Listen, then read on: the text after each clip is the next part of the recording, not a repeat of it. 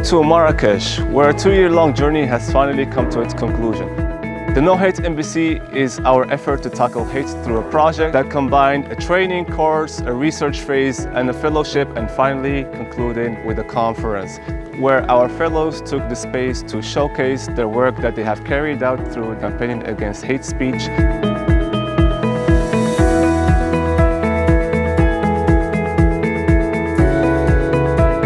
As well as international expert speakers that have joined us to share their insights with us through panels and organized workshops. How will globalization look in the next 50 years?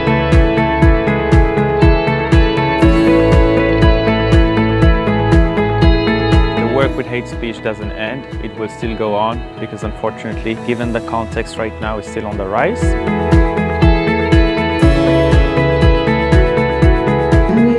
The different hate speech in our local context, in our national context, and we found a lot of synergies.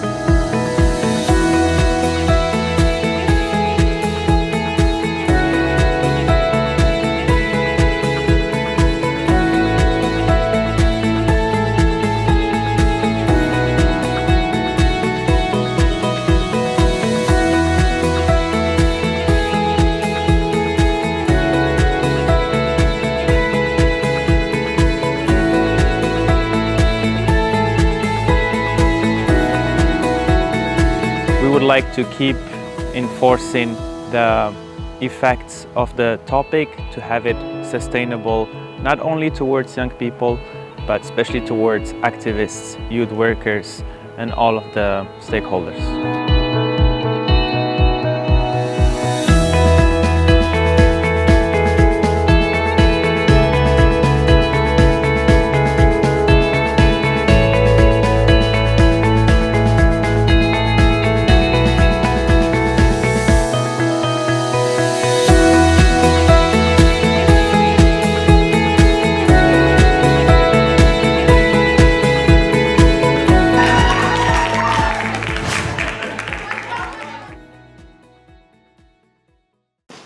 Today is about three things: understanding, practice, and action.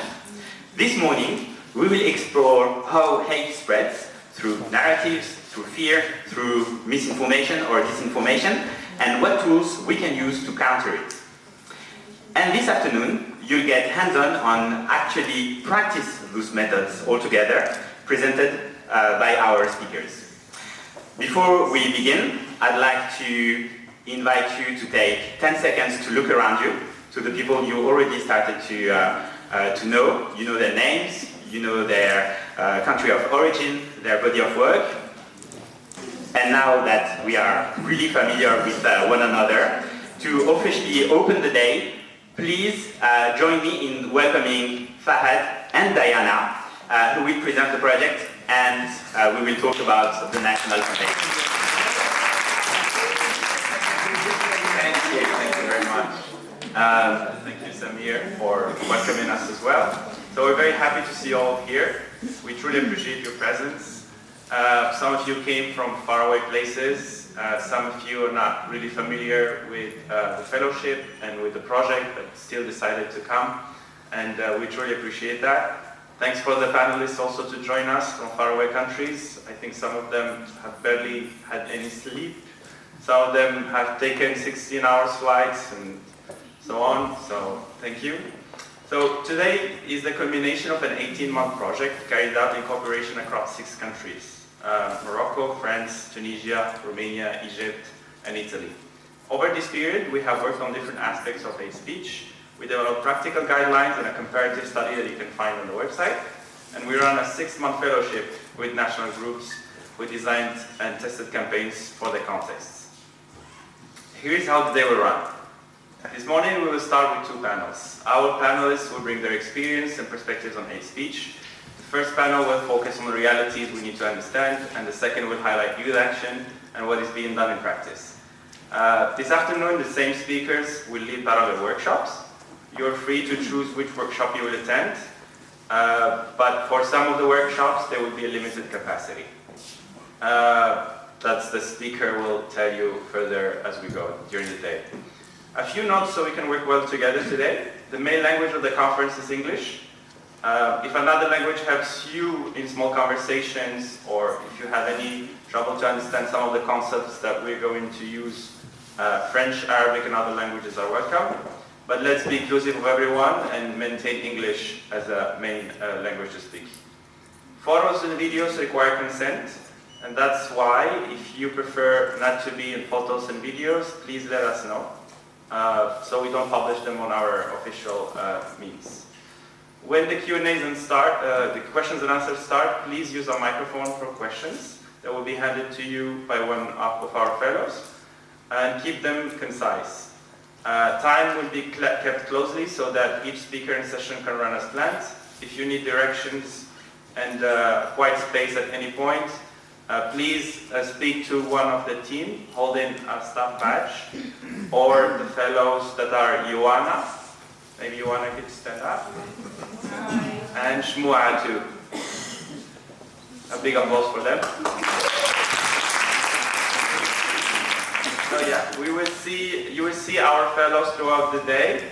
Beyond presenting their campaigns that they will start shortly doing, they will also support the workshops. They will assist with logistics. They will document key moments in social media, and they will also share as rapporteurs the workshops that have been done and what they've retained from the panels. So thank you again for being here and for the work you carry, and I'm very excited for the day, and let's begin.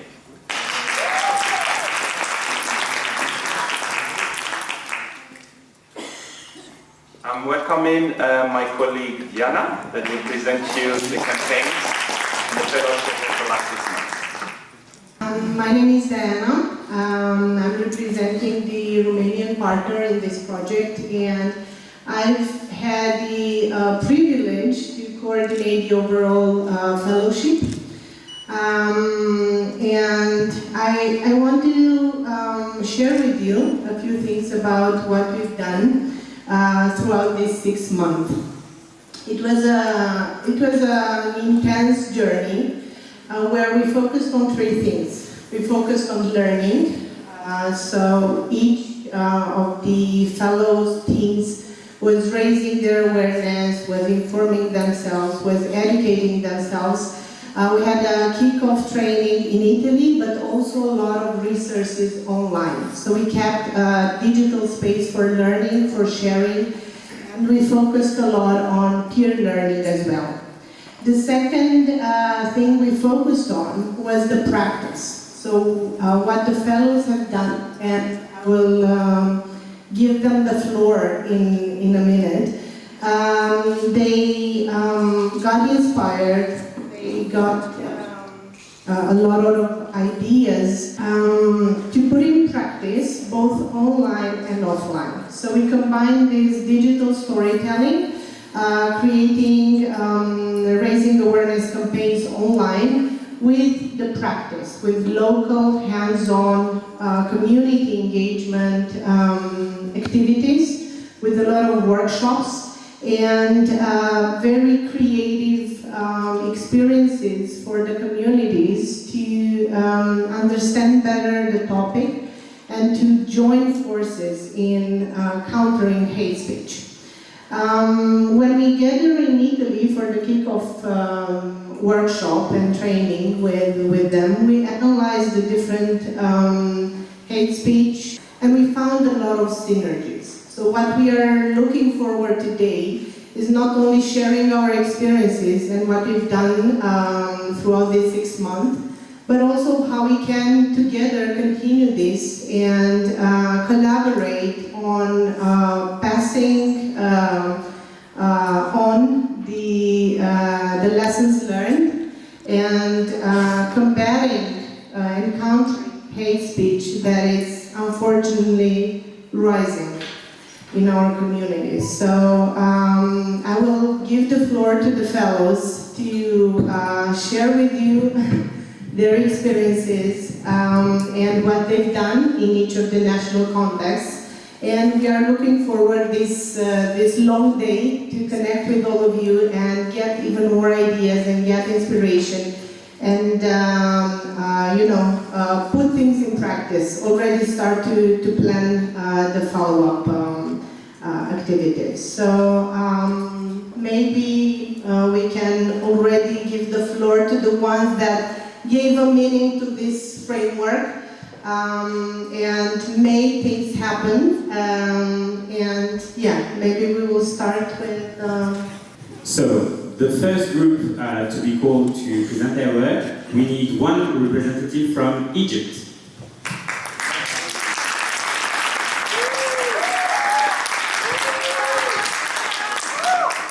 Hi everyone, this is Farah from the Egyptian team, and today I'm representing my team for our campaign under the hashtag of Sibha Halha, which is Leave Her Alone. We're basically addressing the hate speech women go through in Egypt. But why specifically this topic? We have two reasons. The first reason is that women are not actually a numerical minority in Egypt. But however, they are a social minority. And this was the cause that pushed us. Also, for the second reason is our own personal experiences as Egyptian women living in Egypt. Tackling such a sensitive topic was a little bit of a challenge for us, so we had multiple methods to do that. Our first was sharing a safe space for women to share their own stories anonymously. We also used to post weekly, and one of the posts we tackled the movies that we grew up watching, laughing at it, while actually it had clear hate speech against women, and we started analyzing those scenes in a video. We also did so many engaging stories where our community can start engaging and telling us more about their experience and how they used to understand hate speech. And then we later on did two workshops. The first one was held by Saja Gradley, and she's a fellow in the Egyptian team. It was under the topic of understanding hate speech, think before you speak. Our target for this workshop was middle school girls in a private school in Egypt. And for the second workshop, we held a webinar. It was held by me under the title of Digital Tools to Combat Digital Hate Speech, where we also had examples from TikTok, from Instagram, content that we consume daily, however, can have direct hate speech without even analyzing this. The testimonials from both workshops was terrific. It actually pushed us to move forward with this campaign. One of the girls mentioned how she wanted to be like us when she grew up. Another one in the webinar said how an eye-opening this one is. So this is why this talked directly to our passion as women of Egypt. And even though we had a fellow guy, he was really engaging with us, and he had such a huge progress that we're proud of. So this is our campaign. I hope we reach at some point this cause becomes alive. Thank you. Thank you so much for this presentation. And now we will call one of your colleagues from France. Yalla.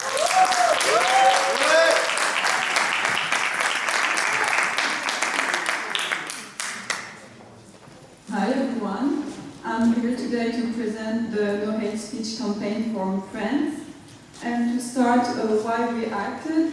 At the moment in France there is a rise of hate speech, especially toward minorities, and also the banalization of discriminatory language and the banalization of far-right narratives in the French debate.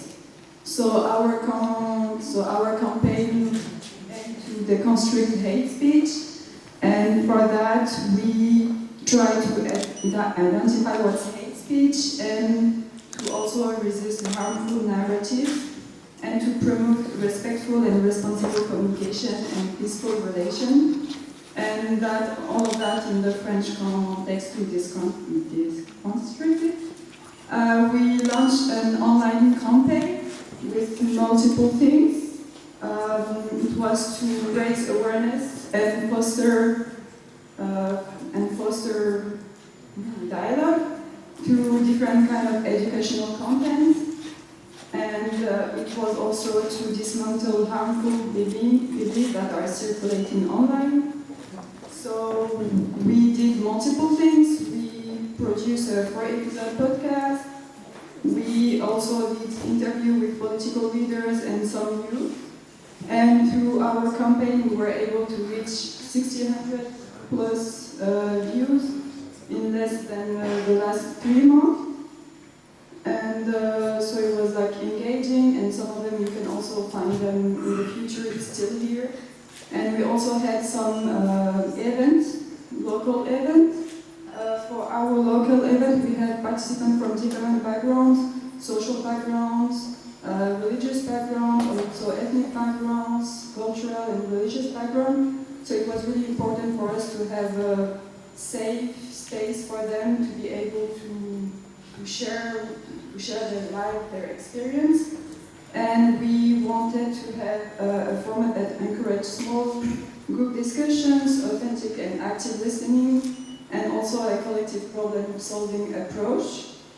So that was our event. So our event were to promote and raise awareness to deconstruct hate speech, and also to have a front line against hate speech that are really in the French context.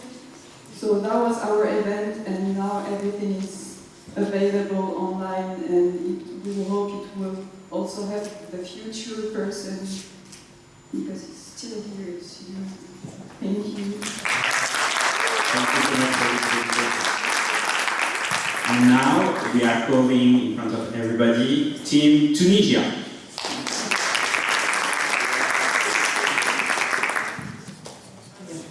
I want to take a few seconds to also give the voice for the Tunisian team, who unfortunately couldn't be here. So I want to briefly present their work as well, because they did amazing. And they took the challenge during these 6 months to work on combating sexism, and it was not easy, because it's deep-rooted in the society.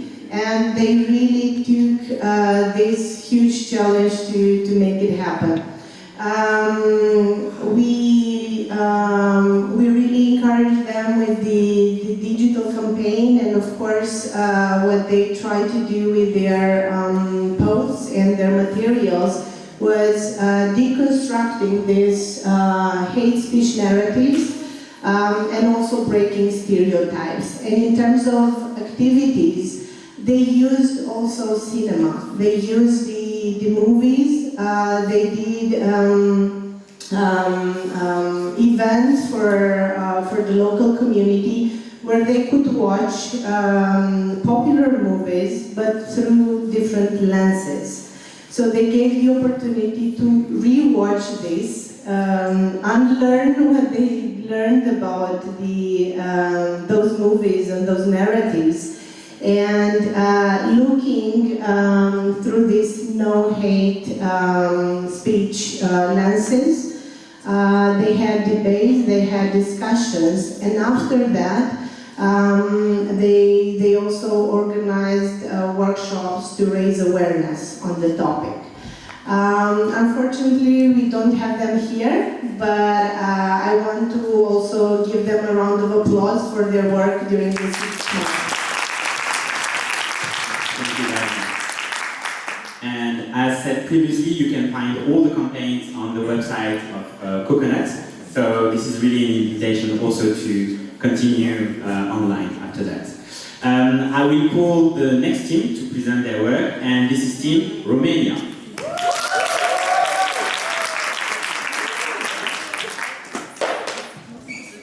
Hi everyone, I'm Catalin from Romania, and I would like to start by putting you in the theme with our project. We did about, we wanted to do something about ethnicity and racism, and because our biggest community from ethnic point of view in Romania is the Roma community, we addressed the campaign about this topic. We started by tackling some core messages, and we want to raise awareness, to empower youth, to engage people in our topic and how we did that. We did that with some messages, like for example we had from educational point of view, we had stories, we had empowering youth, and we did a few things. For example, we had an online campaign. Our first event was on 18th of June, which is the International Day Against Hate Speech. We had a great campaign online, and we also had two live events. First of it was in a park with people. We wanted to create a safe place for them, to be something that people will feel safe to talk, to express themselves. And through this first event, we kind of started to engage people in our community to see what they think, what are their opinion about this topic. And our second event, which was the biggest one, was in a school with people from high school, and we had 4 types of speakers. First of all, we wanted to have someone it's entitled to do that, was a teacher from a school who was telling to the people from high school things about the history of their own, everything about that. We also had speakers that was also teacher, but at the beginning of this level, and they tried to address this message in non-formal way as well. We also had people that had, for example, I was one of the speakers, and I told about my story because I also come from the Roma community, and I wanted to give content narrative about that. We had also Ioana as a speaker who gave them ideas about what youth, how can they grow, and so on and so forth. And we think that through our campaign, we engage a lot of people in this topic because it's really important to do that. And I want to thank at the end of this fellowship to, first of all, to Diana, who did a great job to us, and to our NGO group. I think that I grow a lot, and also to my colleagues Ioana and Maria, and Lina, who coordinated us. Thank you. Thank you so much. And now we are going to see the work of Team Italy.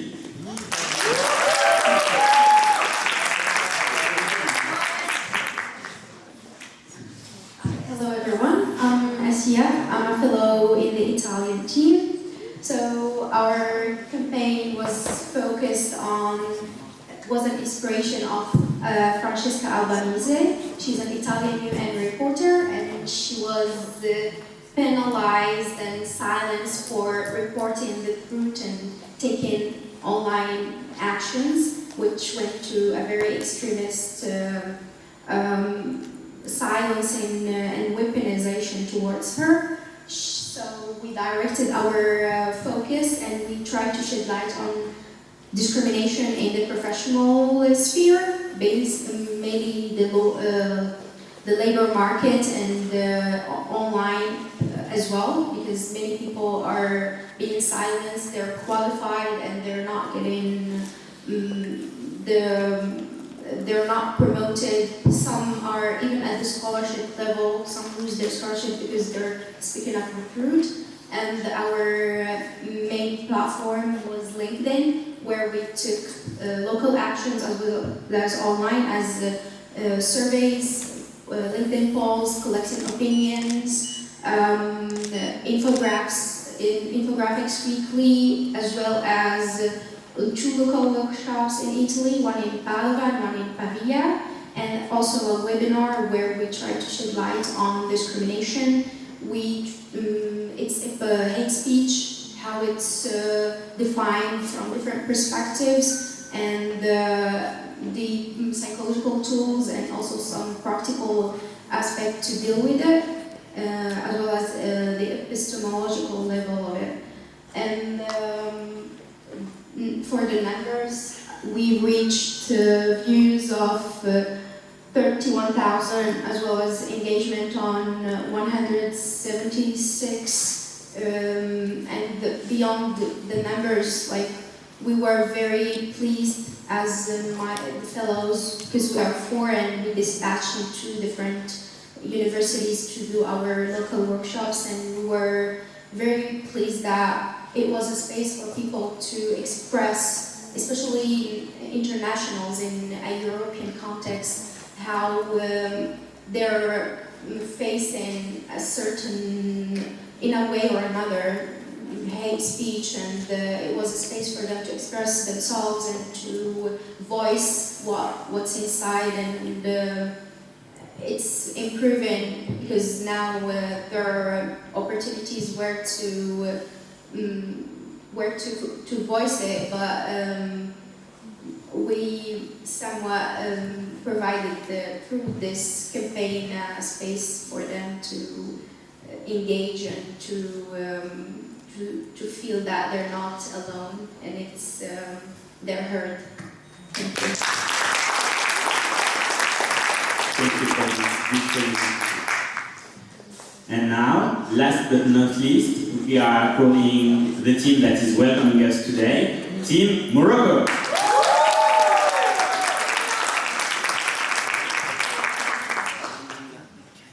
Hi, Ezra. How are you doing? Hope you're doing great. I'm so happy to see all of you today. It's really a pleasure. And I'm Sumaya. I'm one of the fellows from the Moroccan team. Our campaign, if I want to give it like one name, it will be special, challenging, mesmerizing. What does it mean to be a man? What is manhood? How do masculinities shape the way men see women and treat women in society? But most importantly, how do masculinities shape the way men treat themselves and treat other men? These were the very first questions we asked ourselves back in Italy. The choice of this specific topic about manhood, masculinities, was not a coincidence. It was a response, a collective awareness of the amount of hate, misogyny that is spread in our society, especially online hate against women.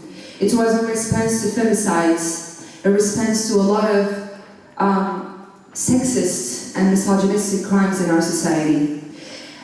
We understood as fellows that in order to address this topic, we had to tackle the reasons behind this misogyny, and we had to question the existing narrative around masculinities. And that's why, when we returned back in Morocco, we launched a 6-month campaign where we started from scratch.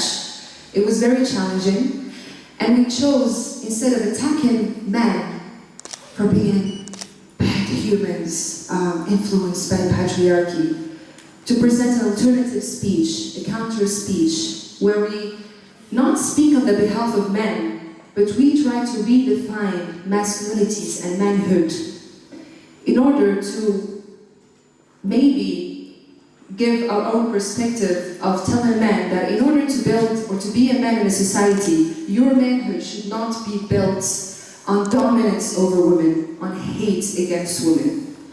So that is why our campaign was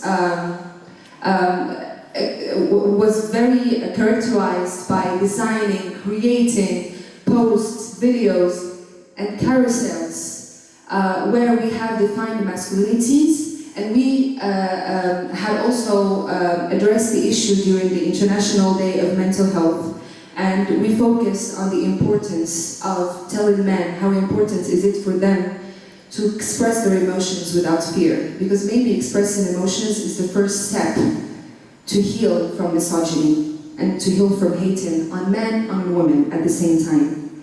We also organized 3 very beautiful events with participants from different backgrounds. The first one was with the Dar Himayat Tufula, where it was entitled Build Culture in a Space with No Bullying, with little children, trying to tell little children that it's maybe not bullying people and your classmates and your colleagues is a first step to understand them and put yourself in their place. And then in the second event, it was an online workshop where we addressed the roots of hate speech. And especially try to tackle what is the legal framework in Morocco that tries to combat hate speech. In our third event, it was entitled, what is the social cost of hate speech? And especially what is the line where freedom of speech ends and hate speech starts? Because we don't want to fall in censorship, but we also don't want those who have power to discriminate against others in society. So it was a very fruitful campaign, yet very challenging, especially in a Moroccan context full of misogyny. But I'm very glad that we have been through this experience, not only with my Moroccan fellows, but with all the fellows and all participants from other countries, that I really want to thank them for the beautiful connections we had during this beautiful program. Thank you. So you just heard all the presentations that were prepared since a year ago and even more by Coconutwork and all the partners in this project. And now we have the chance also to welcome an international panel that will share about their work, their research. So, exactly. So, our first panel is about fear, freedom, and the mechanics of hate. This panel has three connected movements. Number one, the guardrails to free expression, where free speech ends, where hate speech begins, and how responsibility is shared in the society. Number two, how fear is created and manipulated, and how it fuels division. And number three, the practical tactics that allow us to outcompete fear in the attention economy. Think of it as principles, drivers, and practices, one after the other, to set us up for the workshops later today. So, ladies and gentlemen, I will welcome the first panel, and I will introduce them briefly. So, the first panel, you can come in front of the audience.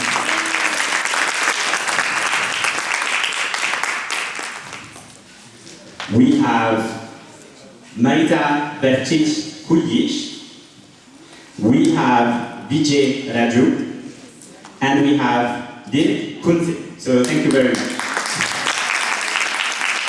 Marita is a full professor at the Department of Philosophy at the University of Split in Croatia. She's the head of the Center for Human Rights Research and Education. As a transdisciplinary and interdisciplinary researcher, she writes and gives lectures on human rights, democracy, freedom of speech, migration, and the SDGs. She is the former Vice Dean for Science and International Cooperation. She is a member of the Center for Transdisciplinary Promotion of Sustainable Development. She is a member of the expert team of the SEA-EU Alliance Observatory of Migrants and Human Rights. She has received several scholarships, including a Fulbright scholarship at the University of Georgia in the US. In her free time, she works as an evaluator of scientific projects at the European Commission, a political commentator, and a trade union activist. A mother of two. Early in the morning, she practices yoga. So, Marita, welcome. I will present all the speakers, and one after the other. Okay. So, Marita, I invite you to give your presentation. Thank you very much. Thank you. Good morning, everyone. Listening to all those young, wonderful people earlier, I was so impressed what a strong, thank you. Even better than we hope, and I believe that we are living, I'm a little older than you all, that we are leaving our world in good hands. So I want to give you huge greetings for all work that you have done in the area of hate speech, and I know that it is rising a lot, and I was hoping that it is not going to be that we achieve some kind of civilization approach, but as a philosopher, and I'm basically a philosopher, I know that in history we always have the rise up, then stagnation, then fall down, then rise up. But that we are humans, but we will fight for our better future. Okay. So today my speech is about the freedom of speech or hate speech, a personal and social responsibility. So hate speech, I believe you all know what hate speech is. But here is the question. We know that hate speech tries to insult someone, but I'm not going to speak about the hate speech. So we know that hate speech tried to insult, to harass, to intimidate. We know that hate speech usually as a goal put the people that are minority in a way, and racial, in sexual orientation, religion. But I'm not going to speak about the hate speech. It is now better? Okay, thank you. Well, I'm going to speak about the freedom of speech. So, what is freedom of speech? Do you know? They told me that I cannot put the question and you shouldn't answer, but I am asking you. Do you know what freedom of speech is? It's part of democracy. It is part of democracy? It's the right to speak about the things that will not hurt the other person. Okay, you are always in the hate speech, but freedom of speech is a little more than that, okay? It's the empowerment, the power to have access to knowledge and to be empowered politically and personally. Great, I know that you are very clever, thank you. We know that it is not simply the ability to speak. So freedom of speech or speech is not just ability to speak. We have ability to speak, but freedom of speech is something more. It is something that happens in the public sphere. So when I fight with my husband, even in the public space, is it a freedom of speech? I don't think so. If I go on the top of the building and scream, I want my government collapse, is that freedom of speech? I don't think so. It's not a freedom of speech. We need something else for freedom of speech. Okay. So we also know that through freedom of speech, we express our own opinion or our own statement about something. Okay. But it is about something that is a public good. So through freedom of speech, we want to express something that is important for the public, not just for ourselves. It is important for ourselves because it's our statement, but it is also important for the public. So it is the main core of the freedom of speech, to speak up for public good. And it was that through the whole history. We also know, now it doesn't work, yeah, that it is connected with the freedom of thought, freedom of consciousness, freedom of religion, freedom of assembly, freedom of media. We know that it is our most human freedom. It is the most important freedom for our humans. Why? Because through the freedom of speech, all other freedoms that are connected with the freedom of speech, we develop ourselves. But not ourselves, but also our society. We are creating a space in our society that has some kind of better value than it has before. It is most valuable freedom, and it is most dangerous freedom. You know, it is very dangerous freedom. It can be dangerous in positive way, and it can be dangerous in negative way. It always depends on us. So just imagine how special is a man who thinks. Do you know who is Hannah Arendt? Yeah, famous philosopher.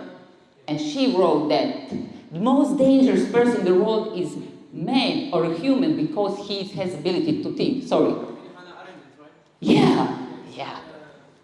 She's like one of the most clever. Yeah, women in history of philosophy. What's special about this is like she's the only woman who is a philosopher. Not because... I mean in Germany. Yeah, no, she wasn't. Yeah, okay. We'll discuss about it later. Yeah.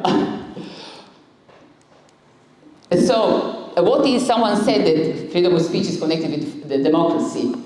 The fact that you can speak freely without having any consequence. Okay, but is there freedom of speech without democracy? Are you sure?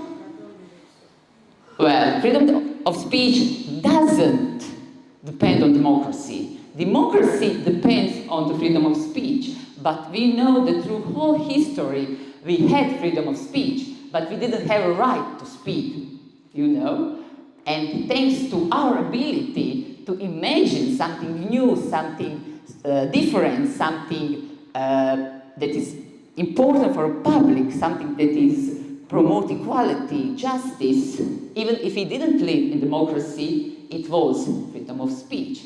But of course, if you don't live in democracy, you're in position that you're going to get arrested or even, yeah, to put to death. So, do you know who was the first whistleblowers? You know, the people who speak up about the things that no one else, oh my God, no one else is speaking.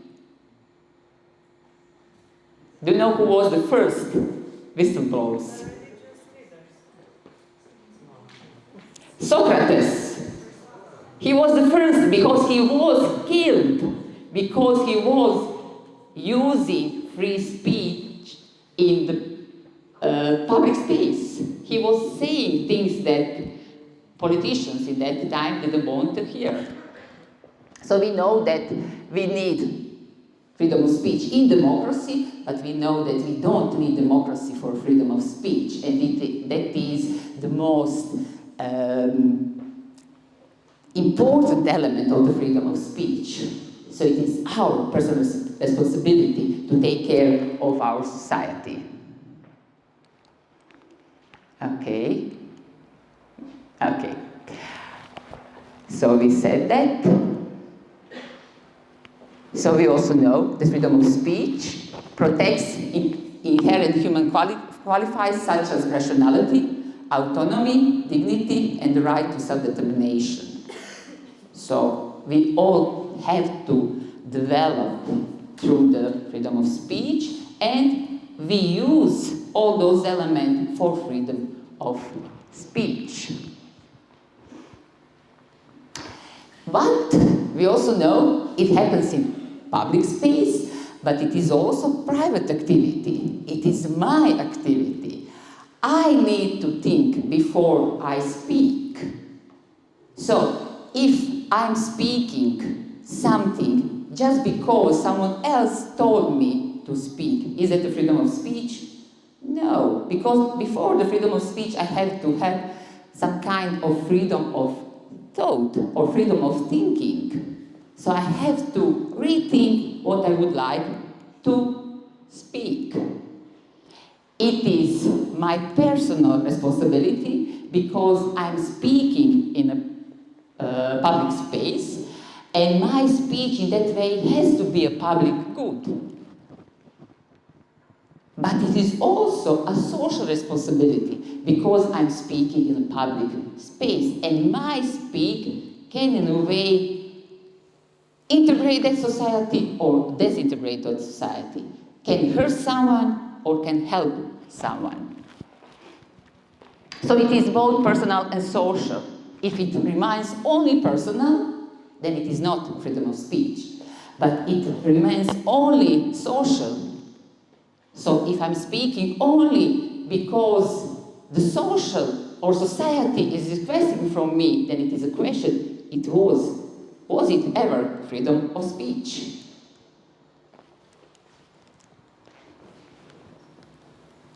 I think this is the last slide. So can we use our rights to hurt someone? No. Can we use our right? So is the hate speech a freedom of speech at all? Can I? Yeah, of course. Well, it's like how John Stuart Mill said, our freedom of speech or actions is ends when it comes to hurt someone else's freedom of speech or actions. So, no. Yeah, freedom is always limited with the freedom of other. Okay, you were speaking a little earlier about John Stuart Mill. the main philosopher about the freedom of speech. And we know that Americans built their Constitution and First Amendment on his philosophy of speech. But they didn't understand it correctly. Because you can use your freedom to hurt someone just because you can hurt someone. It is not your right. When you're using that, you're not using right to speak freely, you're using your power, not your right. I think it was the last slide.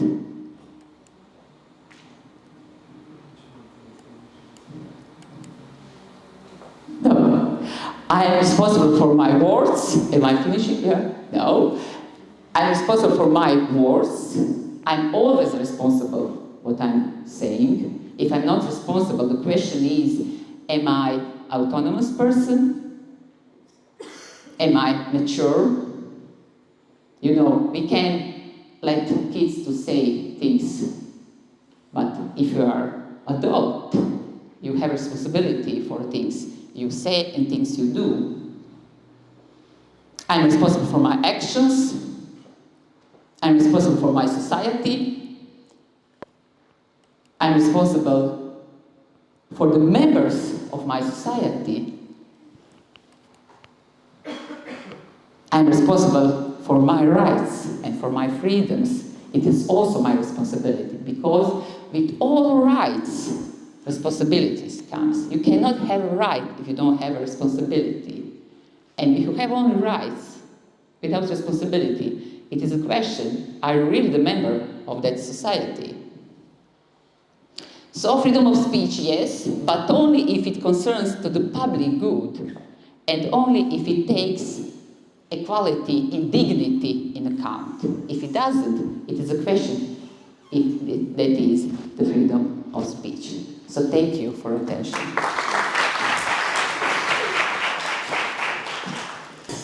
Thank you so much, Marita, for this first introduction to hate speech and public discourse. So, I'm going to welcome our second panelist. Our second panelist is Vijay Raju, and he's based in Geneva, Switzerland. Presently, he's building a startup focused on helping middle-aged people, and also serves as entrepreneur in residence at the Innovation Foundation, where he helps underserved people access the world of work. Previously, Vijay was head of strategy at the World Economic Forum, deputy head of the Global Shakers community, venture director at InnoSight Ventures, and technical director at Crest Animation Studios, working across Asia, Europe, North America, and Latin America. He has spoken at WEF in Lagos, TEDx, Can Lyon, and written for WEF Agenda and Huffington Post. He holds a master's in global leadership, an MBA from Japan, and a bachelor's in engineering. Please welcome with me, Vijay Raju.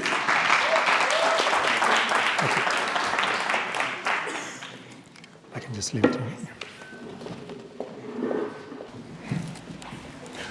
So I just wanted to touch upon from where Marita left. So freedom and responsibility. I come from India, from the southern part of India. My wife is a Sri Lankan. I'm a Tamil, she's a Sinhalese. You must be familiar with the conflict in Sri Lanka. So once I went to meet a relative, who lost a relative, went to a funeral, and my father-in-law introduced me. This is Vijay, he comes from India, he's a Tamil, and this was to a popular actor in Sri Lanka. And the immediate thing he said was, Kalatoni. Kalatoni means illegal boat. Many Tamils who are poor take an illegal boat to go into Sri Lanka, which used to be a very wealthy society at some point of time. And so this is a very common sarcastic term that was used by that society, and this is a popular actor who was just, I was furious, but this is a funeral and you cannot say, you cannot let loose. And I was reflecting on that. It is not about what he says, it is about what he allows and gives permission for the next person to say, and for the whole community to say. And that's where it starts. And my work in recent times, I spend a lot of time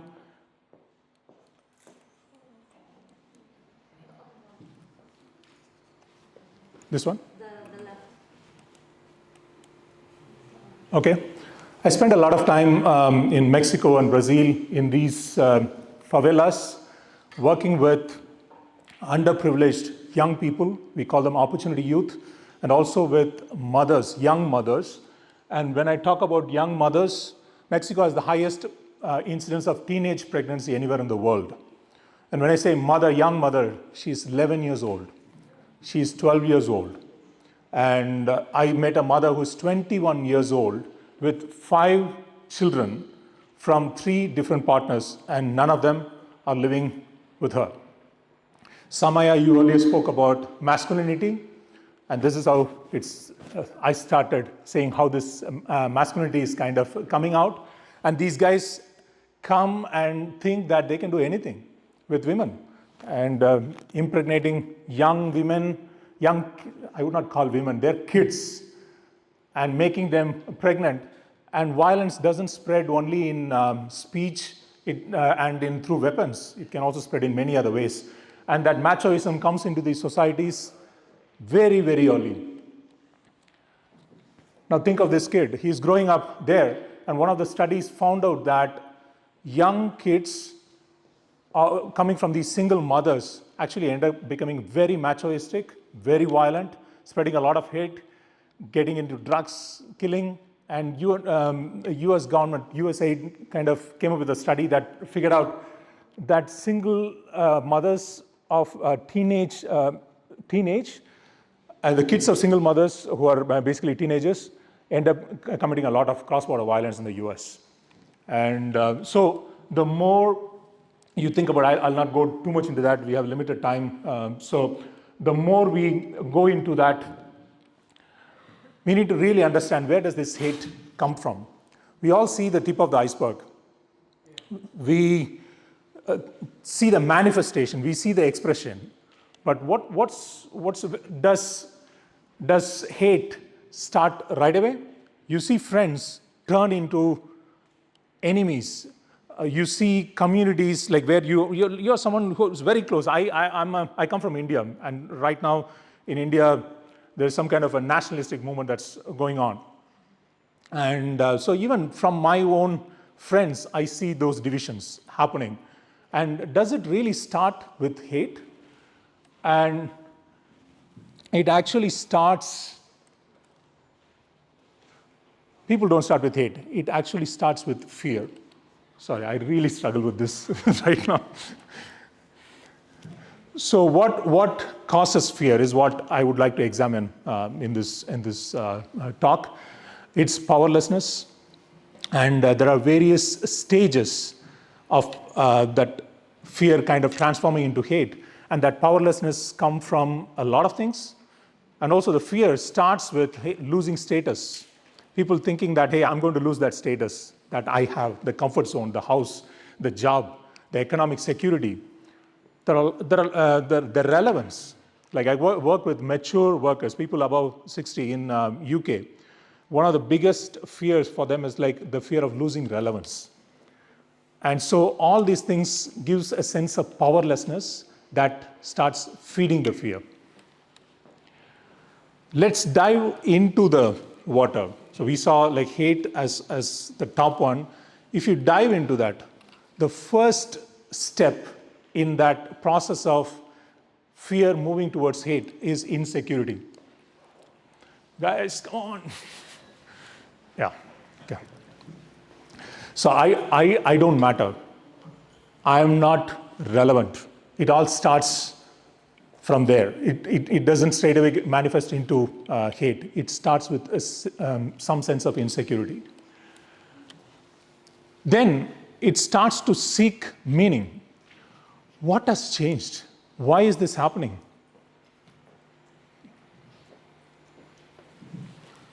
Okay. What has changed? Why is it happening? Thank you, Samir. What has changed? Why is this happening to me? Why nobody is giving attention to me?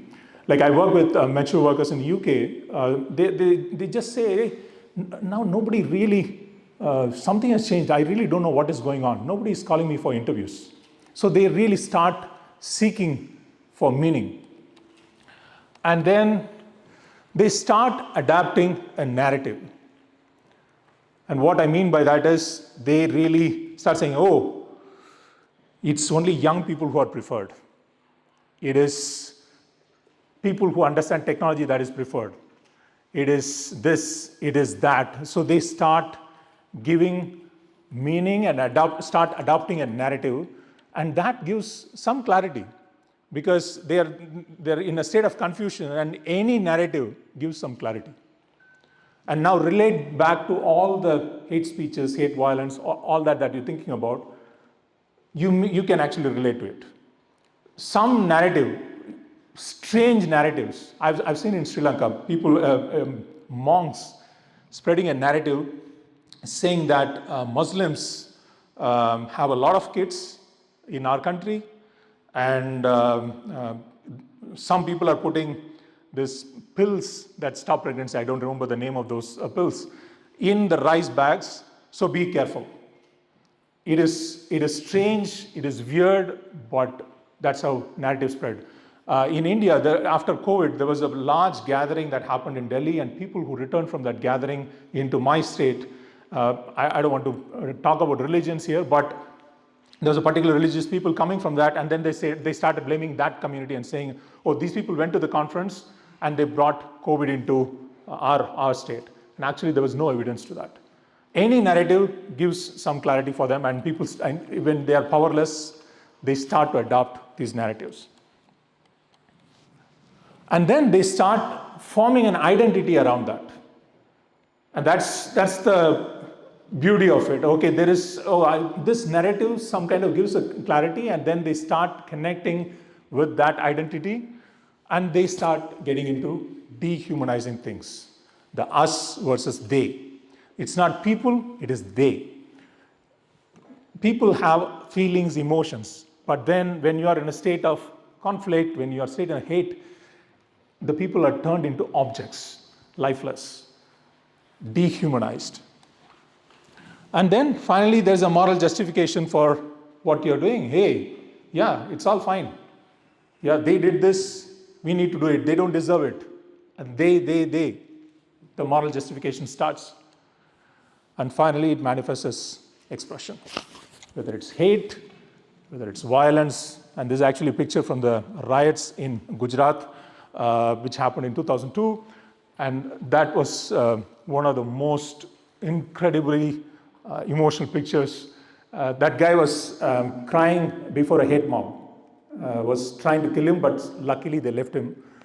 Now this is how it manifests, this expression. The sad reality is this hate speech is not based on facts. And so myth busting, like a lot of myth busters these days come, fact checkers, they all come. But fact checking, you present facts. A fact is rational, but fear is emotional. So if you present a fact to counter an emotion, it's not going to work. And that's why it's not working. And also you need to think of the environment that where these ice, like we talk about the iceberg, right? The environment definitely has to add up to that ice. So the environment, there are leaders, the institutions, the society, everything then starts to harden the ice, which is the fear. And then we know where it takes. So the question is, why it spreads so fast? Because there's a simplicity around it. It's very simple. It connects to that person in a very simple way. It gives a certainty because they think that there is a clear enemy in their mind. It gives a certainty. And I spoke about the clarity earlier. It gives a very clear certainty for them. And then belonging. I belong to this group. And we spoke about the identity earlier. And all this combined, it spreads really, really fast. So this man from my country said this very early, long back. I'll let you read. The enemy is fear. We think it's hate, but it is actually fear. It starts with fear. People are not bad. They just start with some kind of a fear, some isolation, some powerlessness, some deprivation, some exclusion, and from that, it rolls down across these stages that I spoke about and manifests as an expression which is hate. What melts the ice? We'll talk more in the afternoon session. When we do a workshop, we can explore that. And I'll quickly summarize. It is a sense of dignity, giving people a sense of dignity. They will start focusing on what is happening to me to what can I do next. And the moment we can shift that narrative from what's happening to me to what can I do next, this can reduce. Proximity. The more people work together, there is this chance of ice melting faster. And if you can instill a sense of confidence that they too are relevant, they too are included, they too can participate, it works. And empowerment definitely leads to agency. And I look forward to engaging with all of you later this afternoon. And I thank you for this opportunity. Thank you. Media Development NGO, or the NW Media, and the CEO of the largest independent commercial media outlet in the Middle East. As the co-founder of Logic Media, he's working at the intersection of media, civic innovation, and public interest communication. His focus is on impact engineering, which means building practical traction systems that help inclusive narratives of NGOs, youth movements, and philanthropic actors across Europe and the MENA region gain attention beyond their usual supporters. At the No Hate Embassy conference, he will share some thoughts from his work and how they apply to countering hate. Dirk, thank you very much. Thank you. So we heard a lot now about, first of all, like some general remarks where hate works. Let me just try this now. So I just click here. Yep, it works. Very good. So now I'm back. Okay, how do I get back? Can you go back? Okay. So we heard a little bit about the way where hate is to be placed. And from Vijay, like he really prepared the field quite well for me in terms of where and how we can use that in the way of communicating the work that you guys did. And it was really fascinating to see the different examples from different countries. The ones that stuck out to me were Egypt and Morocco quite well, because there's some really a good narrative from a way to address this problem in the way that also Vijay just pointed out, because all of what we do, if we want to change something in the society, depends on the way of how we are approaching human behavior. So not just facts, but that is something that we come to in a little bit. So yeah, as mentioned before, Logic Media does exactly this. We work with cause-driven organizations to basically get their ideas outside of their own echo chamber, to actually get their ideas, their projects, their campaigns to people who have not yet interacted with them, who have not seen them yet, who have not yet engaged with them. So I will show you, I will basically pick up from what we had before. And if you look at it, the paradox that we have right now is that from the distance it actually looks quite good. So the field of countering hate has no issue, I would say, because there was never more counter-hate campaigns than ever. There's a lot, just like this fellowship, there's a lot of literacy campaigns, literacy workshops, fellowships, and so on, like never before. codes of conducts everywhere. So basically you would see like, there's more counter-hate work than ever. On the other hand, however, you see that there is a huge eroding democratic resilience. Yes, the democratic resilience is eroding like crazy. So the polarization is rising. We have hateful narratives in extremely normal societal contexts. The trust in institution is completely fragile and basically all over the world. And just yesterday, actually, the word rage bait became the word for the year 2025. So that is also like something that is quite interesting that fits to this event here. So this is the paradox. We have, on the one hand, we have a lot of counter-hate work, but on the other hand, we actually see that it doesn't work. And that is quite something that we need to tackle. So how do narratives travel? We looked, I have to do this now. Oh yeah, I forgot. So we looked at some of your work, compared this to international campaigns as well in the counter-hate space. We ran some rudimentary sentiment analysis of some of the successful Instagram posts, also from the No Hate Embassy. And 3 patterns basically stood out, if we see everything. So malicious narratives win on traction. That's number 1. Same topics, same visualization, same countries or geographic areas. Hate influencers routinely achieve up to 100 more engagement, 100 times more engagement than the counter-hate work. Because, and Vijay said it already, their content is designed for motivation, it's designed for identity, belonging, and for sharing, for more. So this is something that is quite known already.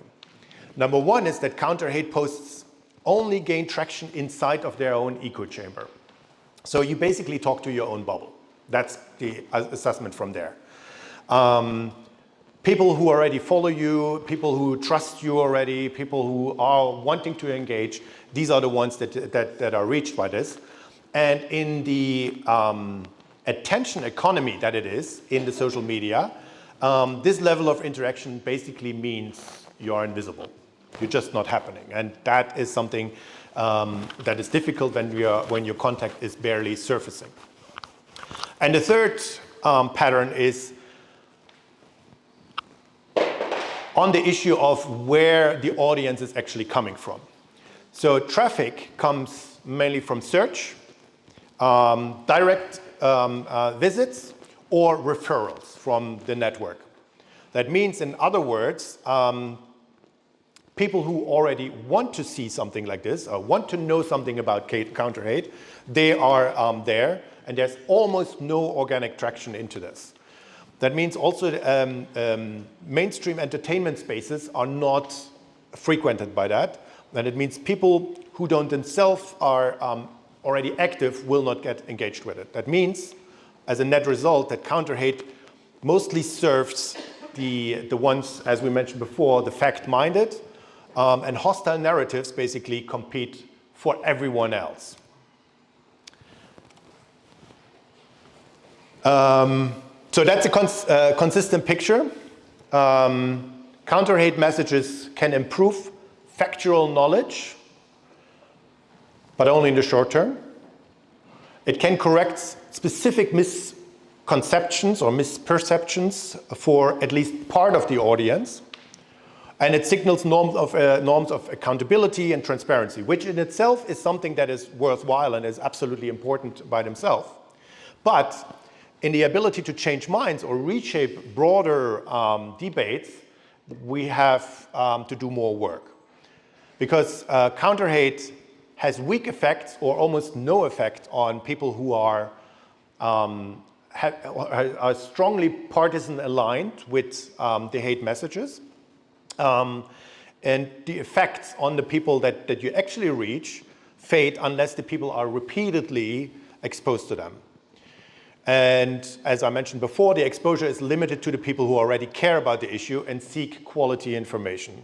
So there's this structural mismatch between what counter-hate messaging is supposed to do and what it actually is currently achieving. So what are the reasons for that? And they're not mysterious at all. The issue is at the intersection of motivation, user experience, and platform design. Because, I mean, think of your own media, social media, and digital media habits. Most people do not open TikTok, YouTube, or X, or wherever you are, to be corrected.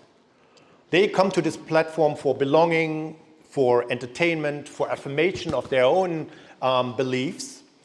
And hate content understands exactly that. It makes it feel engaging. It makes you feeling belonging to some part, and it's identity affirming for some. And this multiplies basically the sharing of it. It offers a community and not just a claim. So the factual part is out of that. Again, there are many good examples within the counter-hate community, but generally, counter-hate hardly makes it out of their own bubble.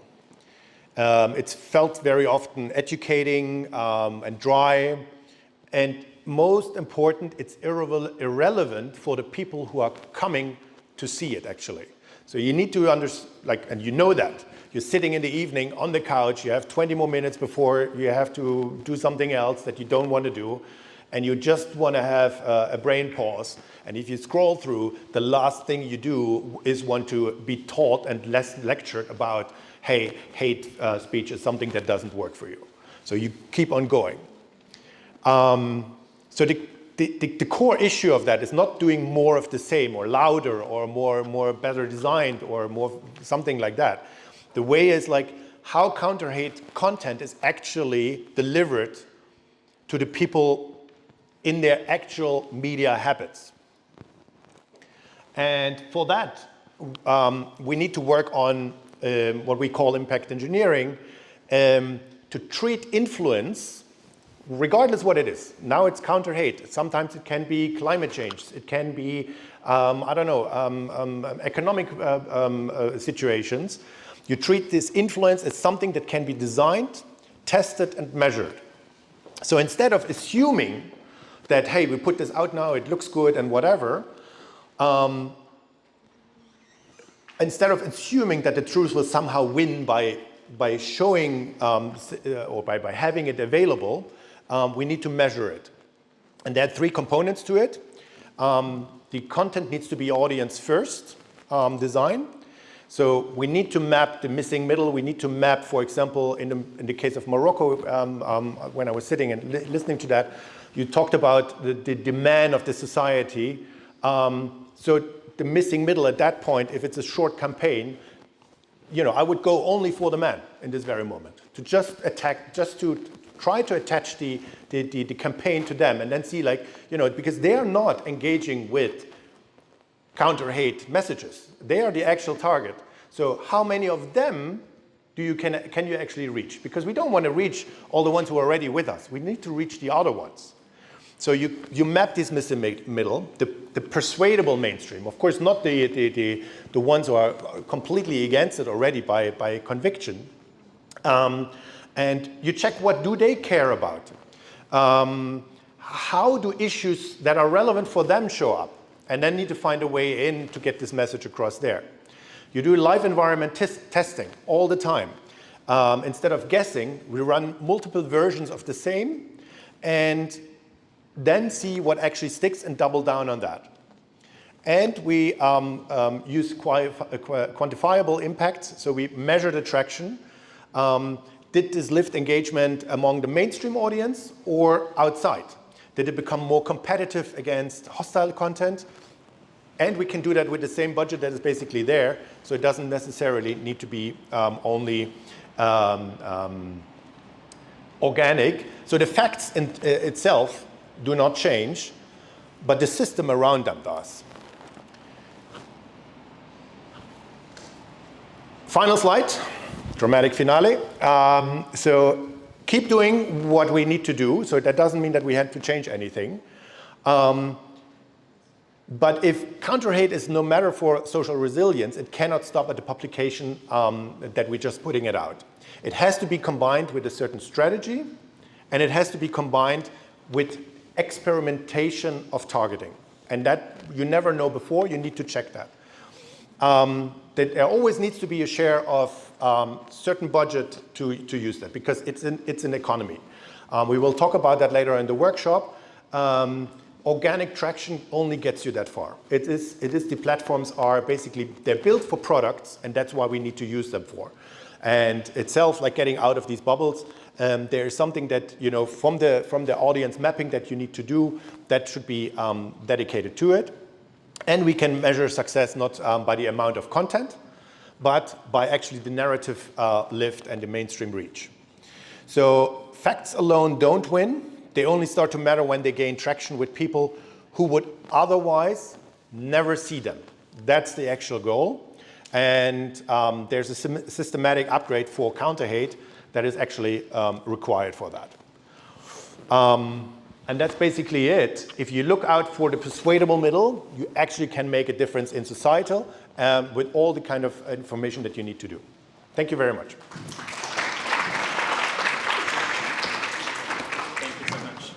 I'll leave that here? Yeah, or no, you take it. So, we had 3 wonderful presentations from our panel today. Now we are going to open for some questions. So, we have curious people who want to go further into those discussions. And I was curious if you believe that globalization still exists, because it was on our lips all these years, and since conflict escalated, especially the eastern part of Europe and then in other parts of the world, and now everywhere we are discussing about how we make peace and all. Do we still talk about globalization? And if we do, how will the globalization look in the next 50 years? Thank you. Yeah.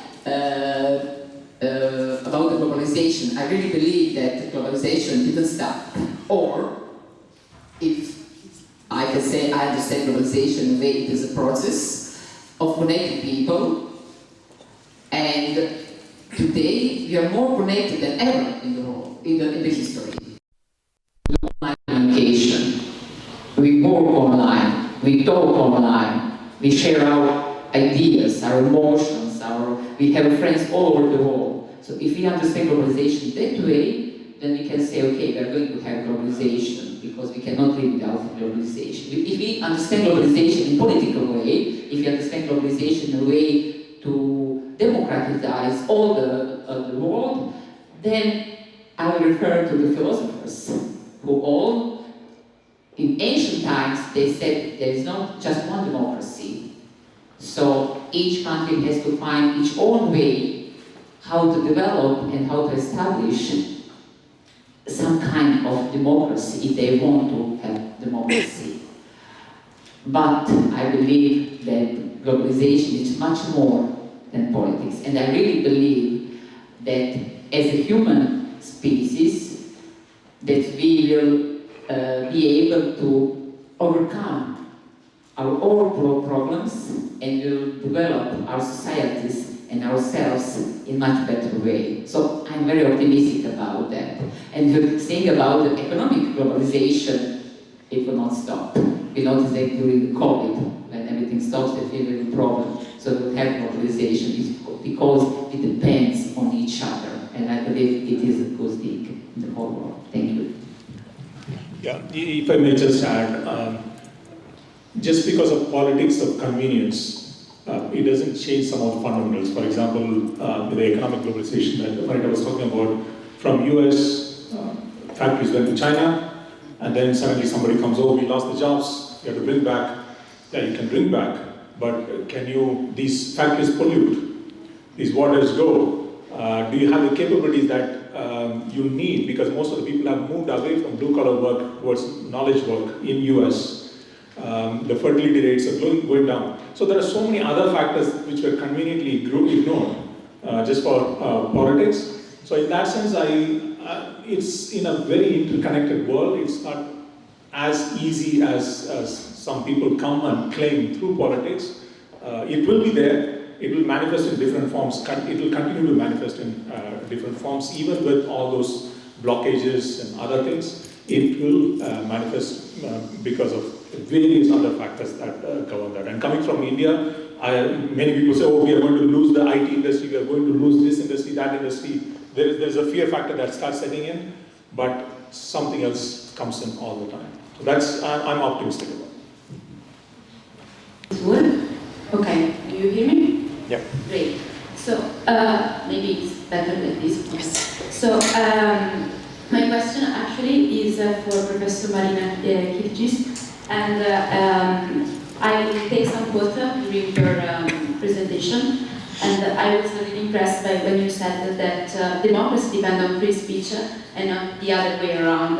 And also when you were talking about the right, and you said that when you want to harm someone, basically you're not expressing your right, but you're using your power.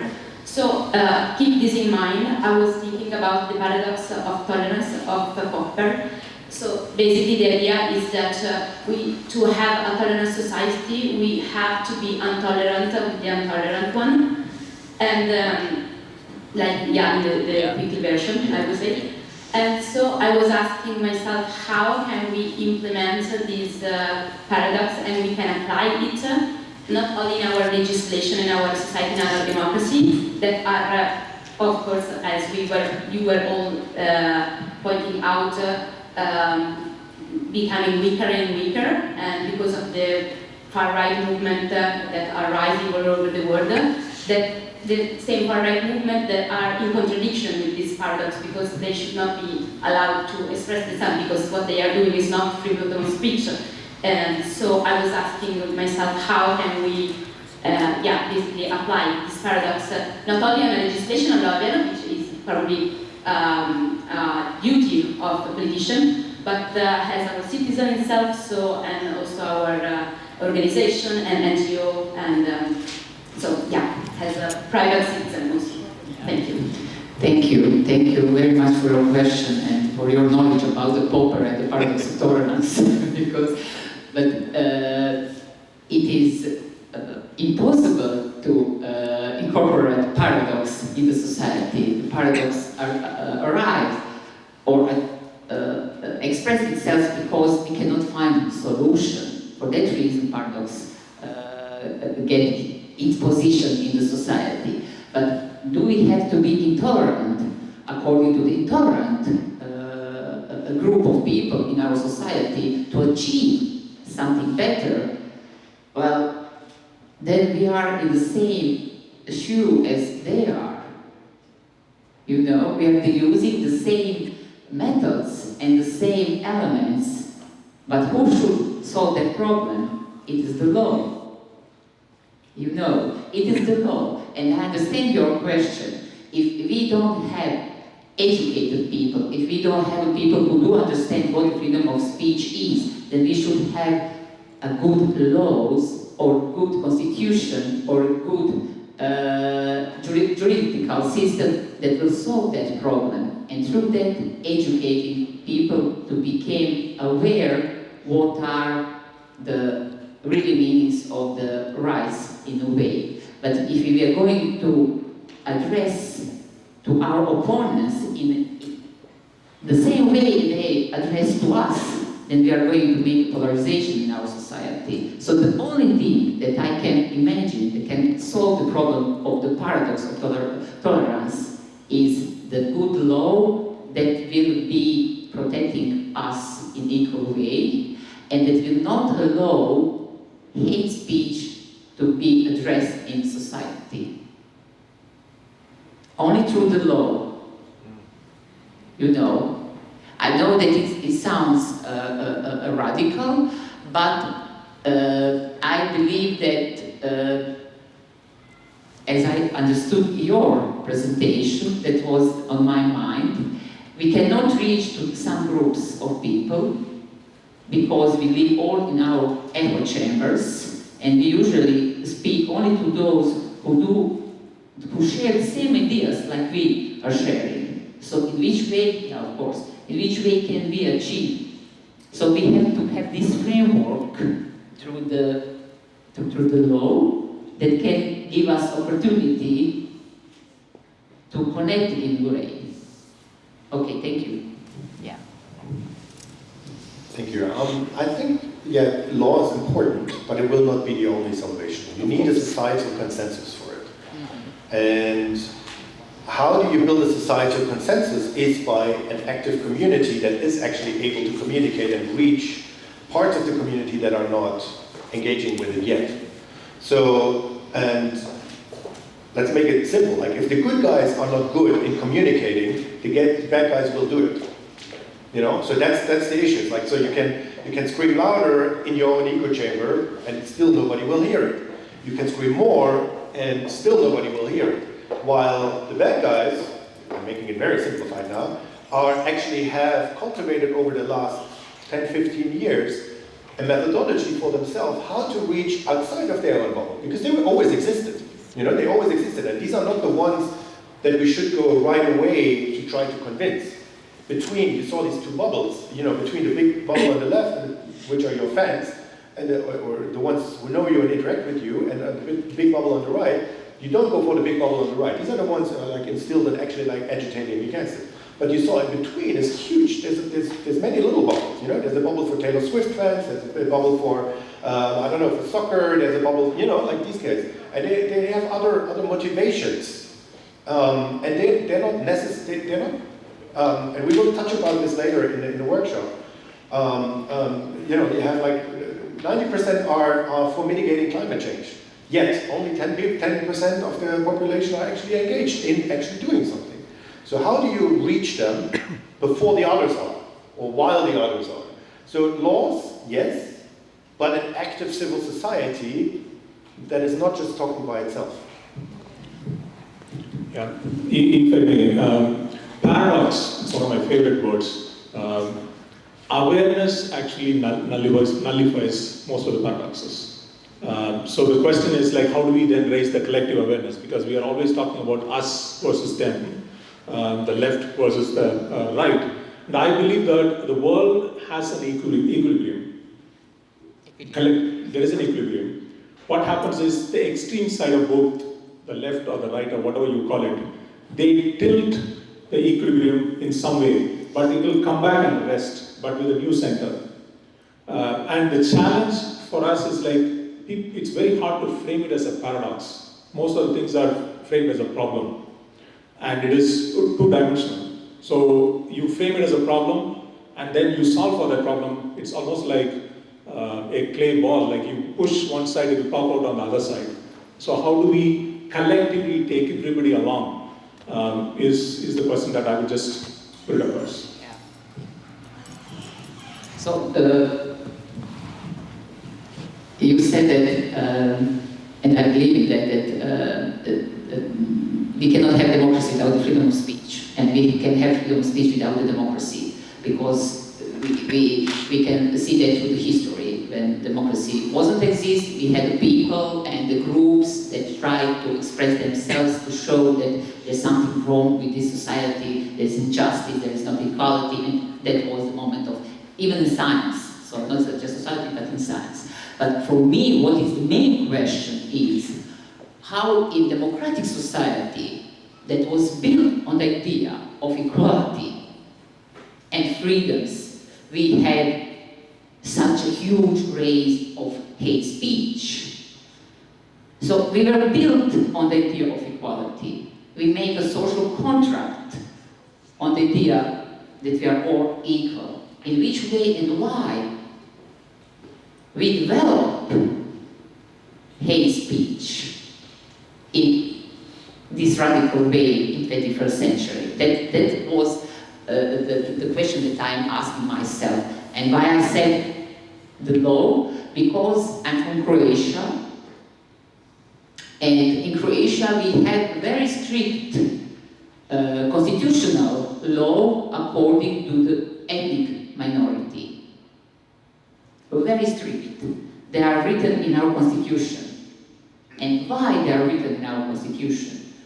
Because when we were designing our constitution, and it was 30 years ago, it was not so long time ago, they said to us, you are not going to be able to protect your ethnic minority. We have to put that in constitution. So we have to put the pressure on you to be able to protect ethnic minority. Did we succeed in that? I was hoping that we had, but this year showed me that we didn't. Now we have a huge hate speech in my country against the ethnic minority. So we have to have this, as colleagues said, this combination: the law, the strong civil society, education. We have to work on that. Are we going to succeed? It is a matter of that the future will answer to us. Thank you so much for those answers. It is exactly 11:29, so we are perfectly on time. 15 minutes? Okay, so we can take more questions. And who has the next question for our panel? We have someone from behind you.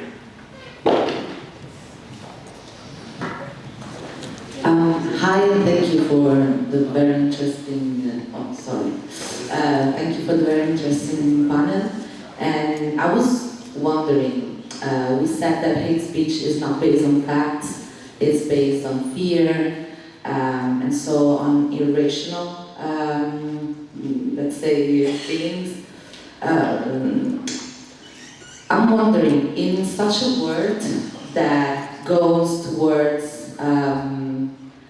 very blurring lines between reality and not reality. So through AI, through all this control that we are losing on content, I was thinking about how does this direction that I feel like we are taking can influence the hate speech thing, and how can we work with new generations which are the most, let's say, exposed to this kind of content, and there's any strategy that you think, I know it's future, so we cannot predict the future, but maybe just to brainstorm a little bit on this. Thank you.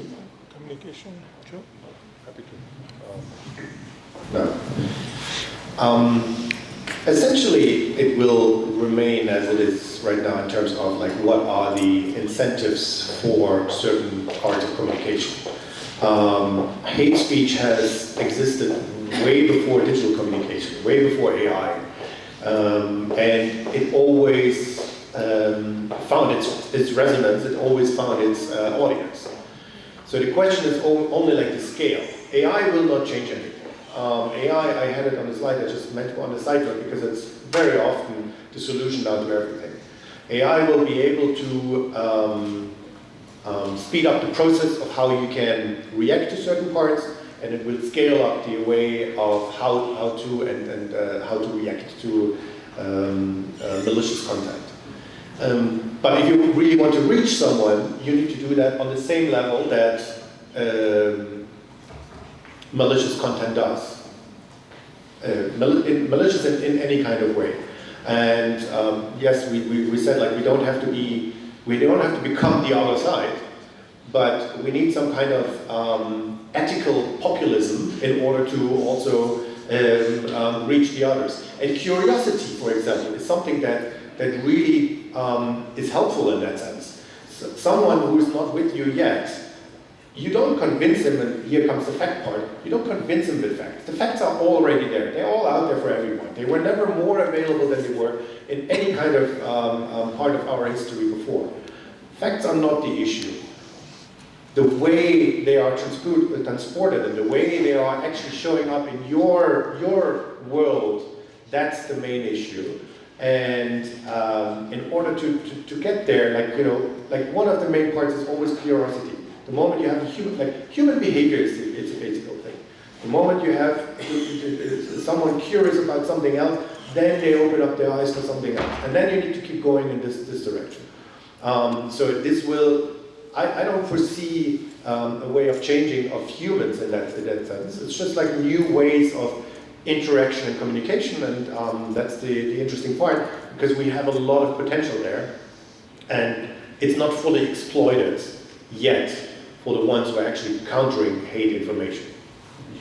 Yeah, you also asked this question on what do we do with the future generation, how do we think of it, right? So honestly, I think the younger generation, the kids and the younger generation, they are far more sophisticated in spotting this fake content than my generation, my parents' generation. And my father keeps sending these fake messages to our WhatsApp group. And then I said, these are fake. And he says, like, what is fake about this? Then I said, no, can't you see this? He really cannot see this. And so the question I would ask is, like, how do we actually help the elder generation and people of our generation and my generation, because they are not digital natives. They really don't know how this content is created, how this comes. They just forward these messages. And then even my generation needs more awareness. So that is a question I would pose. And then also, coming from India, the meditation, all these things, like, how do we slow us down? Because I think maybe when we think of training, that also could be something that we can explore for kids. Is there a way you can kind of become more aware? How do you raise your awareness? How do you slow yourself down? Because the world is teaching things to do things very fast.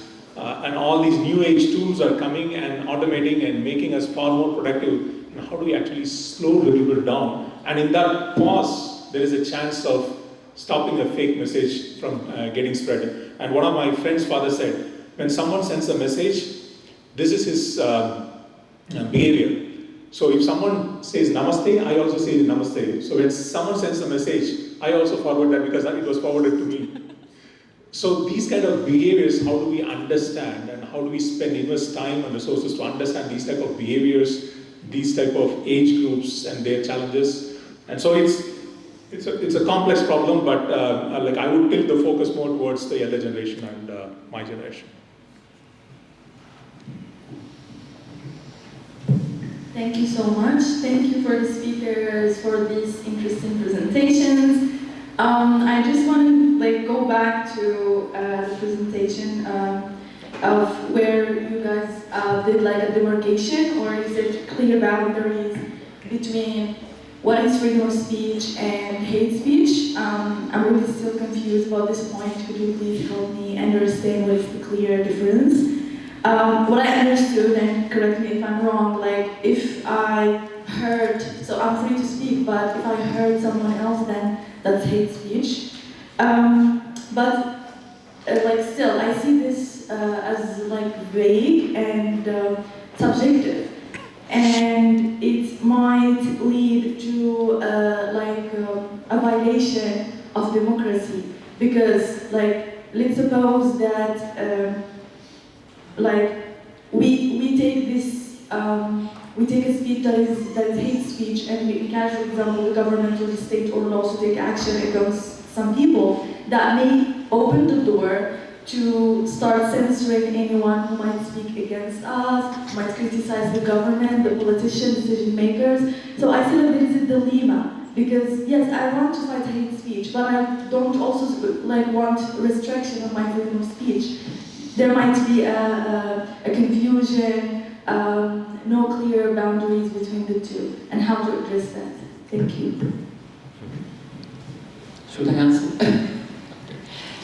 Okay, yes, of course, there is not a strict boundaries between the freedom of speech and hate speech. One of the reasons is that we don't have a strict definition of what hate speech is. We have some kind of explanation or trying to understand what the hate speech is. And we, on the other side, understand freedom of speech as our right, that we have a right to say what is on our mind. But I'll go back. I will start start with democracy. So what is the main value of democracy? What is the main value of democracy? You can answer if you know. Okay. Equality. So the main value of democracy is equality. The main value of liberal democracy is equality and freedom. But the main value of democracy is equality. So when I'm using my speak to decline equality of a person or a group on the elements that they are not responsible for it, for example, the race, the religion, the sexual orientation, the ethnicity, then I'm declining democracy, because I'm declining the idea of equality. And that way I don't understand the distinction between the freedom of speech and the hate speech. So when I'm trying to decline or to put aside the idea of equality just because I can, and just because I have a problem with someone's sexual orientation, with someone's ethnicity, with someone's race, with some religion, then I'm in the area of hate speech. I hope I explain a little bit. It is not a strong boundaries. It always depends on us. For that reason, I said it is personal responsibility and it is social responsibility. So I have to rethink what I'm thinking about what I'm going to say. So, but we have to go back. We have to remember that democracy was aiming to achieve equality between us. Can I just say one word? Thank you. Of course. Yeah. Just really quick, because you said it like about the fact that you can't be hurt or something like this. So you have the right of freedom of speech, and you are protected. You should be protected towards hate, incriminating speech, but you have no right not to be hurt. You know, I can say something that is perfectly that only hurts you. You know, and if you would enforce that, then we have a moral dilemma. We need to agree on that you know, you can be hurt by what I'm saying, by observing, by what my social construct is from. But again, as we pointed out, it's like the moment you do it in order to hurt someone, in order to gain power somewhere, then you're crossing a line into something else. But we had that earlier. That's why I wanted to turn it up. We heard it twice. There is no right not to be hurt. You know, that's a very important part as well. And that is good, you know, like people might tell me afterwards, like, you know, that presentation was complete bollocks. Yeah. You know, I'm hurt by that. Yeah, but it is. Yeah, but it should be said. It is okay. You know, okay. That's the whole point. You know, but it depends on what elements do you try to hurt someone. If you try to hurt someone on the elements that he didn't do any because he prepared this presentation, because he is in a way responsible for that presentation. So if you say your presentation or my presentation sucks, it doesn't. I can be hurt on my personal level. But this question is the freedom of speech, and yeah.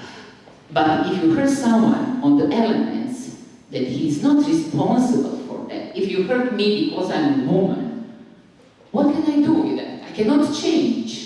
I'm a woman, you know, but I can change my presentation. So we have to be very, very careful about that. But beside that, freedom of speech always incorporates two sides. So I'm speaking to someone, and someone should reply to me. But when I'm using hate speech to someone, it is a question, can that person reply to me? Because in a way I silence that person. So if you offend me on the way that I'm a woman, what can I say? Okay, why? I'm a woman, I cannot change anything about that. No, so it is not easy. For that reason we are discussing and we are trying to find a better solution, a better definition. But we are just in the process of trying. We are not still finding it. Thank you. Thank you so much for those questions. And if you allow, I have a question too.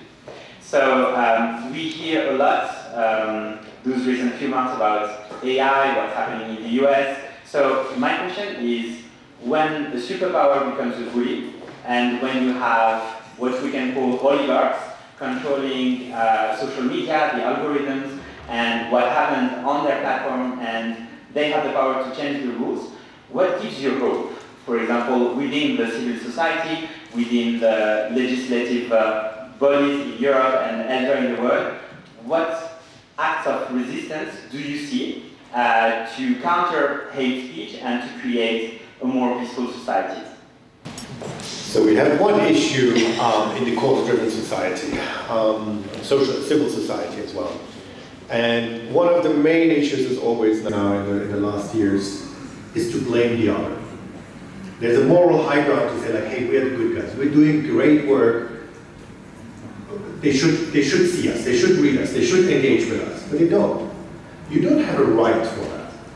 And then we start very quickly to blame the other. It's always the net, the platform, it's the algorithm, it's you know, like whoever, they're not interested and so on. So we always blame someone else.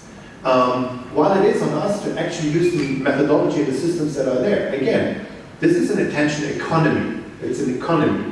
It means, you know, the times where there's a newspaper where you open up and you have one view, you have another view, you get exposed to different views. These times are over, and we know that.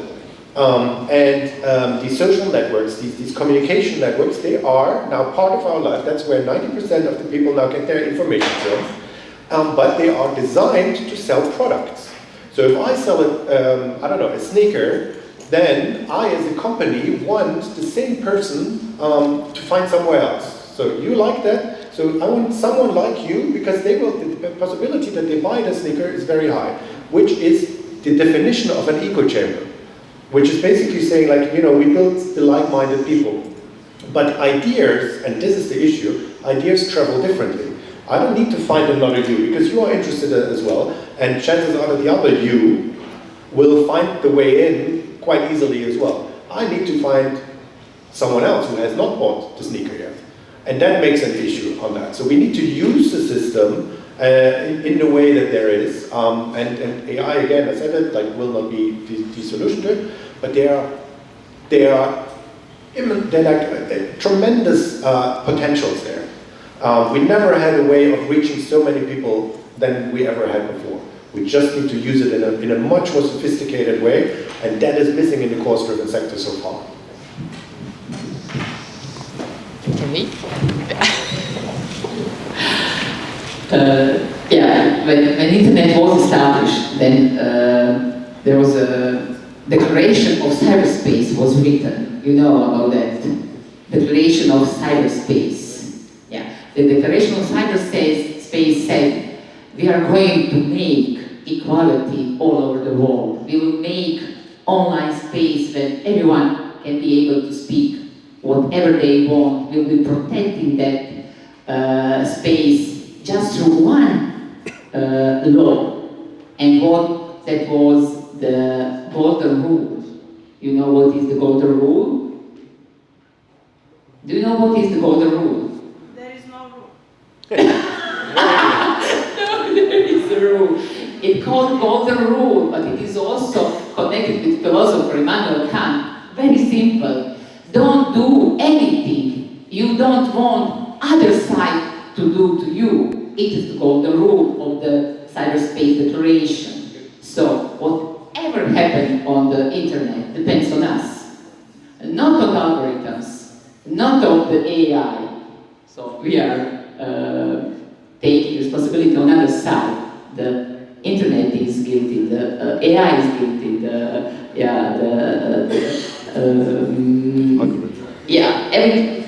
some other is guilty. No, we are responsible for our actions and for our words and for our speech online. So we have to work on ourselves, and internet to be used just as a tool. Thank you.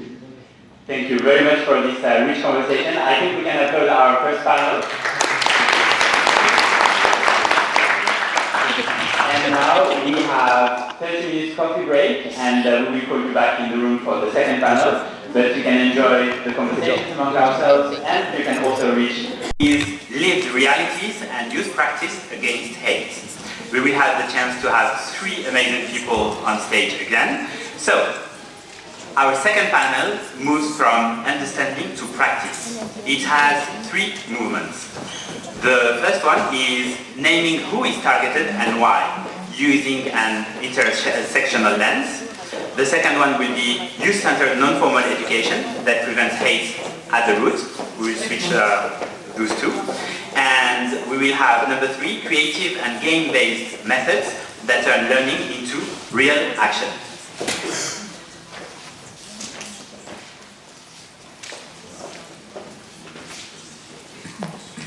I have now the pleasure to call the 3 panelists to sit.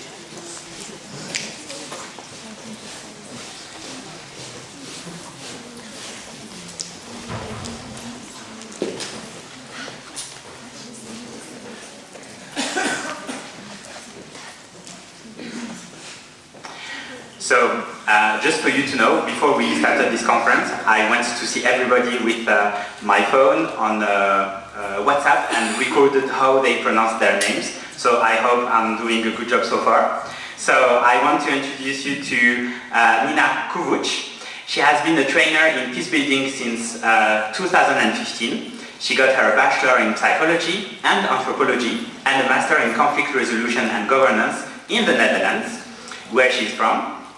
After gaining some work experience in Jerusalem and The Hague, she joined a training program with the Meta Center for Nonviolence in the US, and she worked several months in India and Palestine. She earned a second master's degree in global studies in Sweden and started a PhD in Portugal, but decided instead to become a trainer and to teach outside of academia. She implements training courses for youth workers with Erasmusplus fundings through a Dutch NGO using non-formal education methods. She received a medal from the Coalition Peace Missions Without Weapons for a training course and a Lifetime Achievement Award in Peace and Education from the Visioneers Network. She is the author of The Peace Compass, a children's book and a study guide on nonviolence. She lives in Greece since 2017 with her husband and daughter. Please welcome Nina Kuvuc.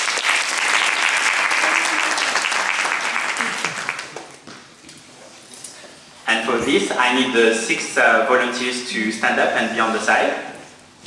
So yes, I am Nina and I'm a peace building trainer. So I'm not so used actually to stand in front of a group and give a speech. And when we talk about peace building and also about hate speech, I think for me what was a really important question is how can I personally contribute to that? What things can we actually practice? So it is important to have a theoretical framework, and this I want to share with you today. And then in the workshop we are going to do a game that is a dialogical game, a cooperative game, in order to practice how can we speak to each other in a respectful way. Actually, I was also curious, just to get a little bit a sense of the room. How many of you are familiar with nonviolent communication? Some nonviolent communication, okay. Because that's also a really practical and nice tool that we have woven into the game. And how many of you have already heard of the culture of peace? Okay, a few. Yeah, not too many, great. Because I want to share with you this perspective of a culture of peace that hopefully expands the work that you are already doing on hate speech. And I think that when we want to prevent hate speech, we have to look at how we can actually address the root causes. Some of you have already spoken about that in the previous panel. But this is another approach that may add something to your knowledge and your toolkit, let's say.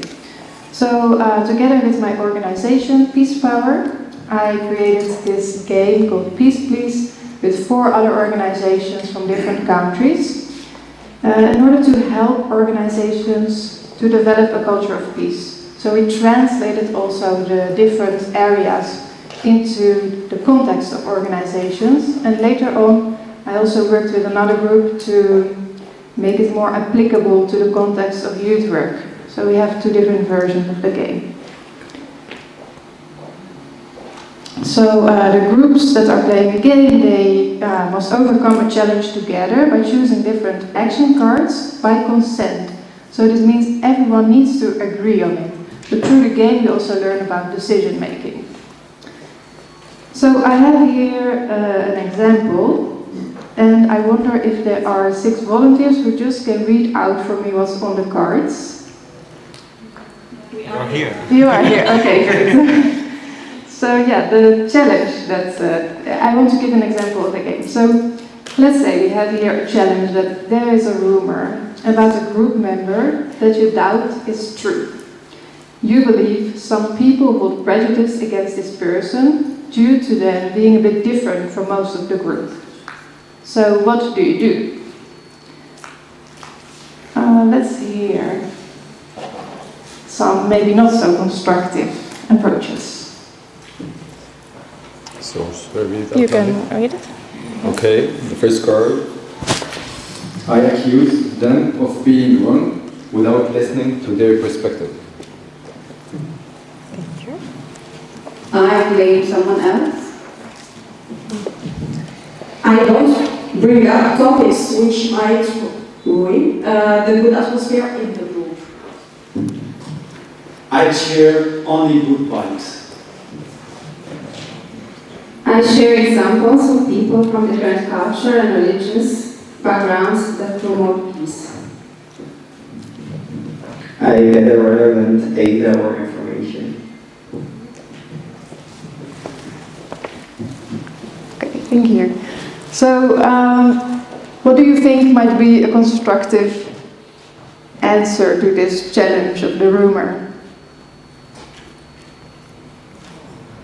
And you can also guess.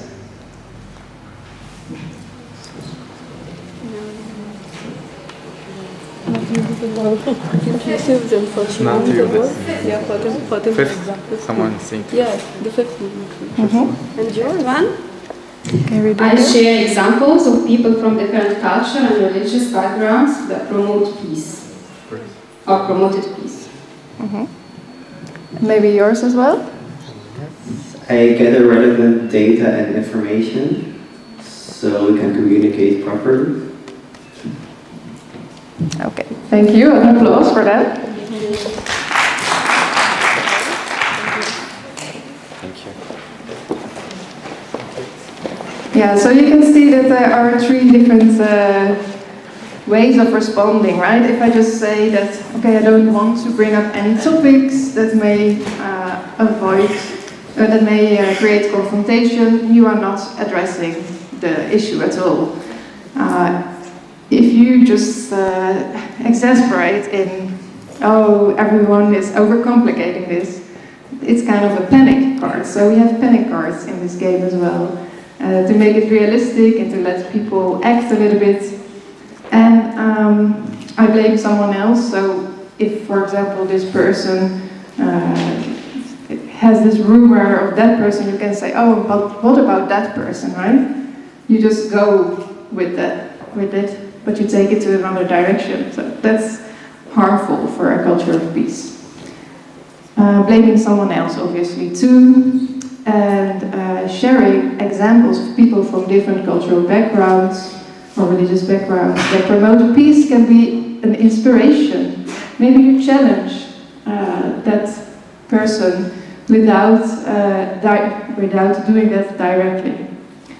And when you gather relevant data or information, you may actually come with facts, as we had already said, is a really key skill for going against hate speech. So, as you can see, this game gives a constructive and interesting dialogue. and hopefully you will come to experience it. And all the challenges, they are based on culture of peace. So if you can go to the next slide. So here you have them. It starts really with peace education. This is the main tool to spread a culture of peace, and hopefully that will become more integrated into our schools, into also non-formal education spaces. Then from that will flow understanding, tolerance and solidarity.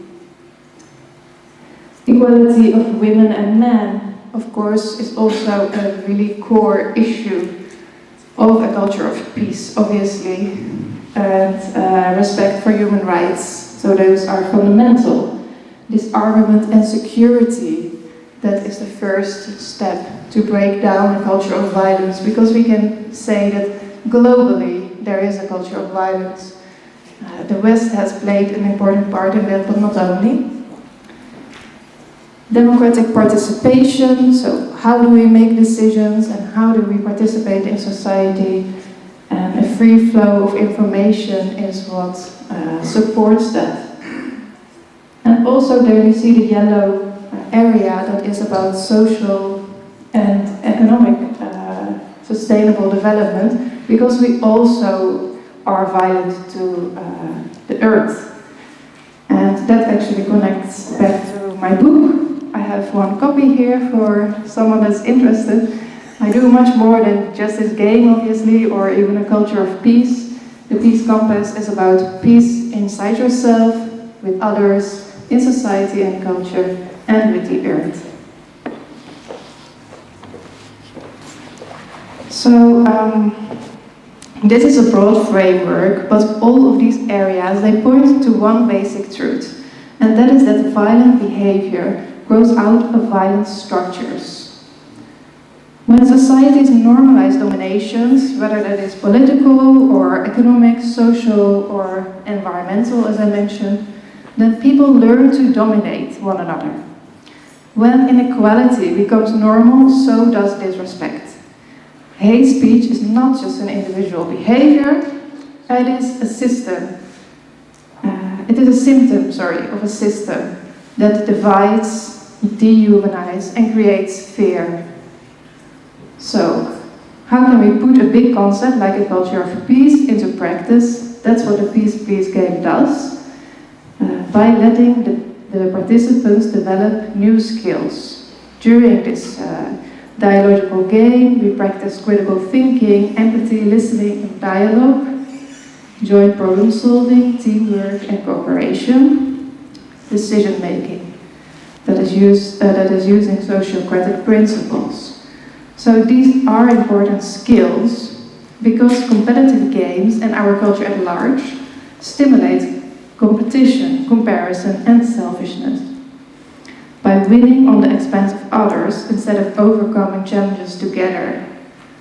So we are directly participating in developing different skill sets than what society is stimulating with our always competing with one another, or the idea of survival of the fittest and so on.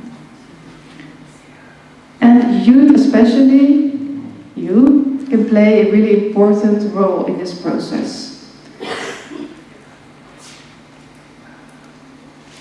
Young people, you tend to be more creative and less invested in maintaining the status quo.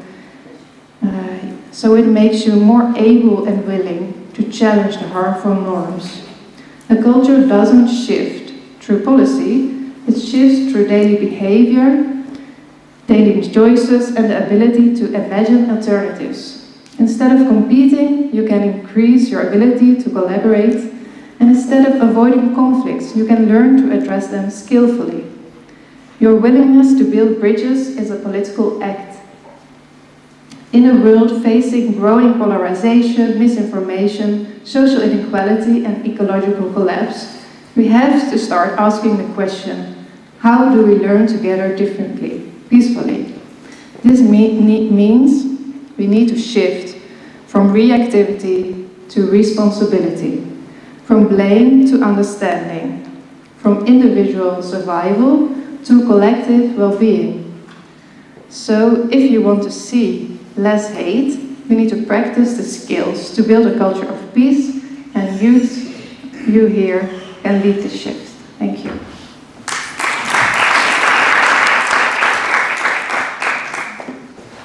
Merci beaucoup, thank you very much. And I believe we can find this game online. We can buy it, but we can also download it for free. Yeah.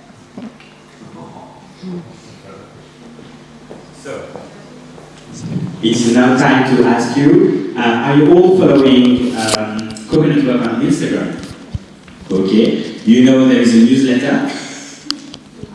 Who is not subscribed to the Coconut newsletter? Okay, only 2 people, so we will talk at the end. I am referring to the newsletter because you will find some resources that are spoken of today in the next newsletter, so this is a way to keep contact with our panel and to access the different resources that we talked about.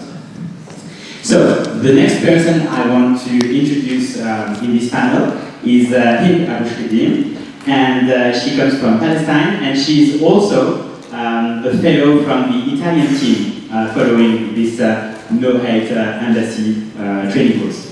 So, Hind Aboushridim is a diversity and inclusion expert and scholar passionate about exploring the complex relationships among culture, gender dynamics, and global development. She is currently pursuing a PhD in gender studies, focusing on diversity management, administration, and cultural heritage. Hind has over a decade of experience with various local and international non-governmental organizations, excelling in leading projects and initiatives focused on women's empowerment, education, global development, social entrepreneurship, youth engagement, and the promotion of intercultural dialogue. She won the 2013 Google Plus social media marketing competition for a global campaign challenging negative stereotypes about women. Ladies and gentlemen, Hind Aboushridim.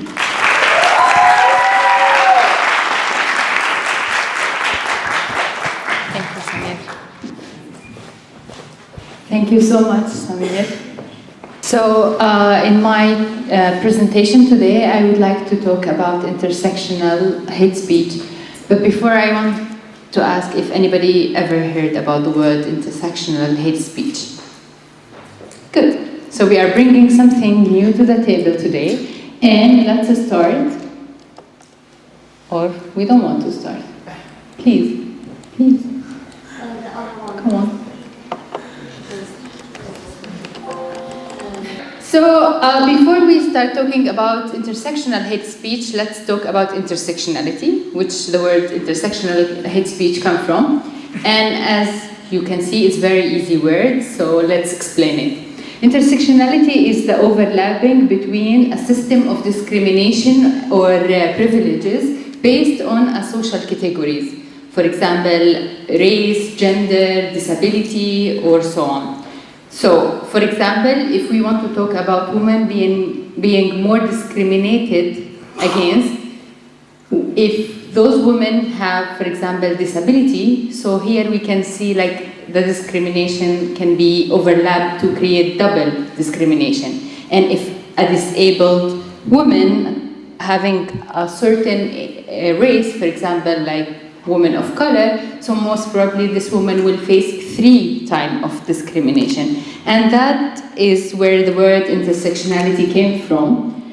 And there is many categories where discrimination can be a reason or advantage for, but as a scholar, most of scholars agreed on 12 social categories, which is race, gender, sexuality, class, nationality, ability, language, religion, culture, ethnicity, body size, and age. So today, okay, so intersectional hate speech is the form of hate speech that amplified the hostile expression that target individual or group based on interaction of multiple identity marker, okay? And in order to explain this, I will share maybe 10 or 9 examples so we would understand it better. Of course, this is not the only examples, but this is a few examples so we would understand what intersectional hate speech means.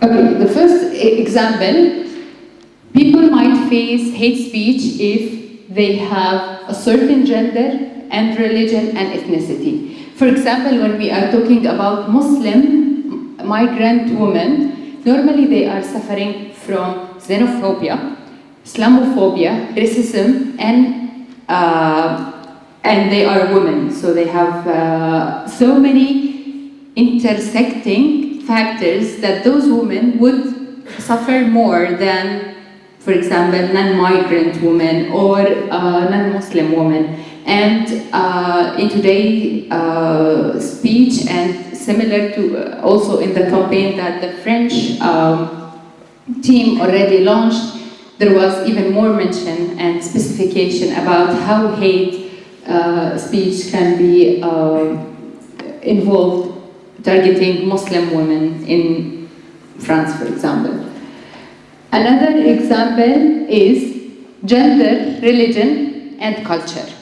So Muslim woman does not only suffer in non-Muslim culture, but also can suffer in a Muslim culture. For example, if you can see this girl, her name is, anybody knows her? Yes. She's pretty famous in the Arab world. Her name is Nidal, and she is a social media influencer. She critiques books, and she has a channel, and she's a very feminist influencer. And just because she's hijabi, she has so much attack and hate speech comment on her pages, just because she does not represent sometimes, because she challenged sometimes the stereotypical narrative that some very radical Muslim would expect from a hijabi woman. So the culture here, next to the fact that she's a woman and she is hijabi, so she's a Muslim, intersect to create a huge campaign of hate speech, and she faced a lot. Okay, another example also related to gender, and here we will not talk about women, we will talk about men. So, colored women always perceived as a victim.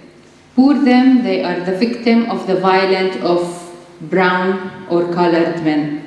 They are passive, they do nothing, they always need to be saved, okay? Why? Colored men always perceived as violent, terrorist, rapist. Whenever something happened, most probably it's the uncivilized treatment would come from colored men. So here we are talking about the intersection of gender, race, because of the color, and sometimes religion, because also like some religions are perceived as more violent than others. And that, of course, has nothing to do with the reality, but we can see how the intersecting of all of these categories together can create a certain form of hate speech that target not only women, but also men. And during the workshop today, we will specify this even further. Okay, so also gender and ethnicity and class can intersect with each other. For example, if we want to talk about trauma people, there is a stereotype was promoted long time ago that they don't work, they scammers, they steal. So whenever you have a certain behavior from a Roma woman, the automatic discrimination, the automatic hate speech will come to the fact that she belonged to a certain class, to a certain ethnicity, and she's coming from a certain social classes. So here we can see how anti-Roma hate, xenophobia, class can intersect to create a certain form of hate speech against this group. Okay, I think I need to do a technology literacy course. Okay, also gender can intersect with the classes. Okay, this is also, anyone knows this girl?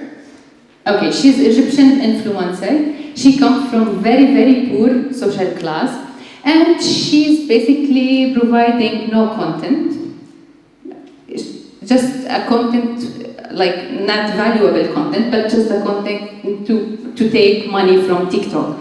So sometimes she do things that it's not really going well or not perceiving well in Egyptian culture. And she had so much hate comment, and she was taken to the prison recently because they think that she was perceiving something to promote something against culture.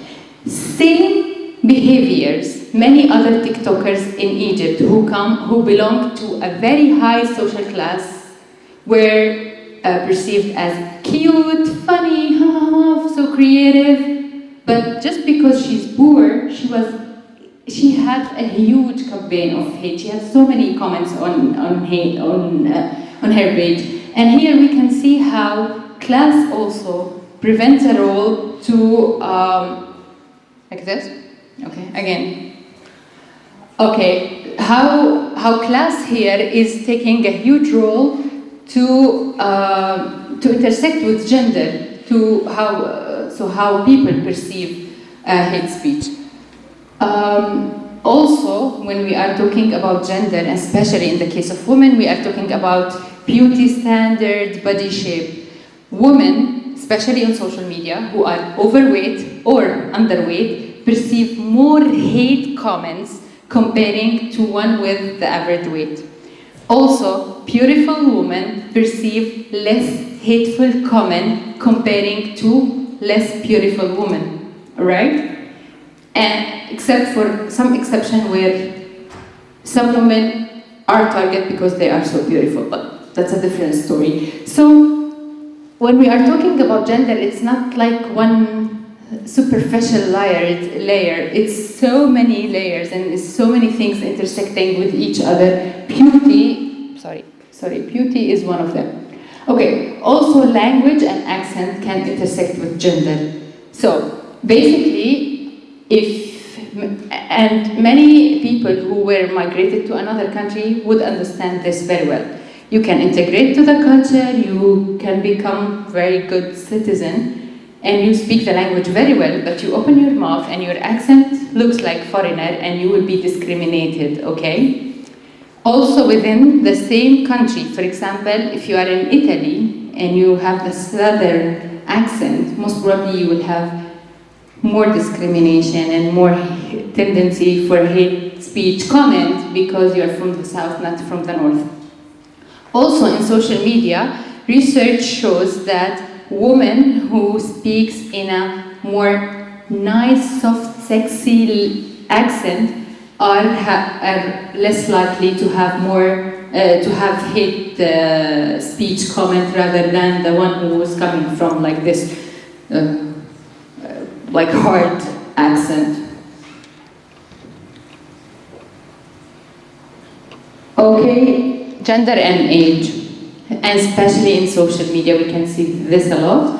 So older women normally getting so much hate speech if they perceive in a way that it's not suitable to their age in the point of view of the community. And here we can see how much hateful comment we will have, like just because they are in a certain age. Also gender and disability. So disability also plays a huge role to, especially in social media, to make a very meaningful, hateful comments. Those were, and also LGBTQ, of course. And I would like to say something very interesting, that transgender women getting more hateful comments and reaction than transgender men. So even if homophobia is everywhere and everybody is kind of suffering, but still we can see that there is a differences. Okay, so of course social media makes everything worse. And why, my last slide, I will talk why it's important to talk about intersectional hate speech, because things are not one layer. It's not what people do not only belong to one single category, but most of us are belonging to so many categories, and in order to fight that, we really need to understand it, analyze it, and get awareness of. So thank you so much. Today I will give the workshop about intersectional hate speech. It's completely game-based workshop, so it will be very fun and interactive, and we will discuss further how we will fight or what to do with intersectional hate speech. We will run the train of hate speech, and let's hope we will take it to the right direction. Thank you so much. Thank you, Sophie. And now we have the third panelist that will take the responsibility to present himself. So I am calling. And so, welcome Alexandre. Thanks a lot, thank you. Great. Well, thanks a lot.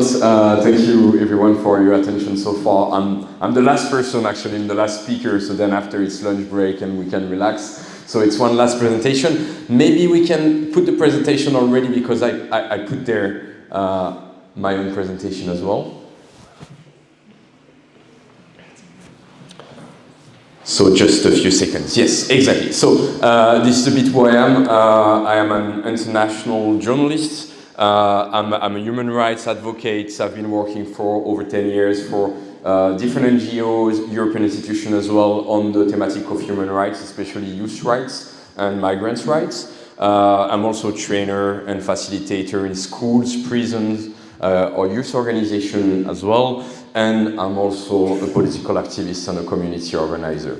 I'm going to use those different caps to try to speak about hate speech today, but I think also a lot of us share similar profiles, so I'm going to use quite a bit my cap as international journalist to mention hate speech. Speaking first of the media landscape. So here, I'm going to speak of something that is happening in France, but is happening also in other countries as well. And I'm sure it's going to refer back to your different countries and where you're from.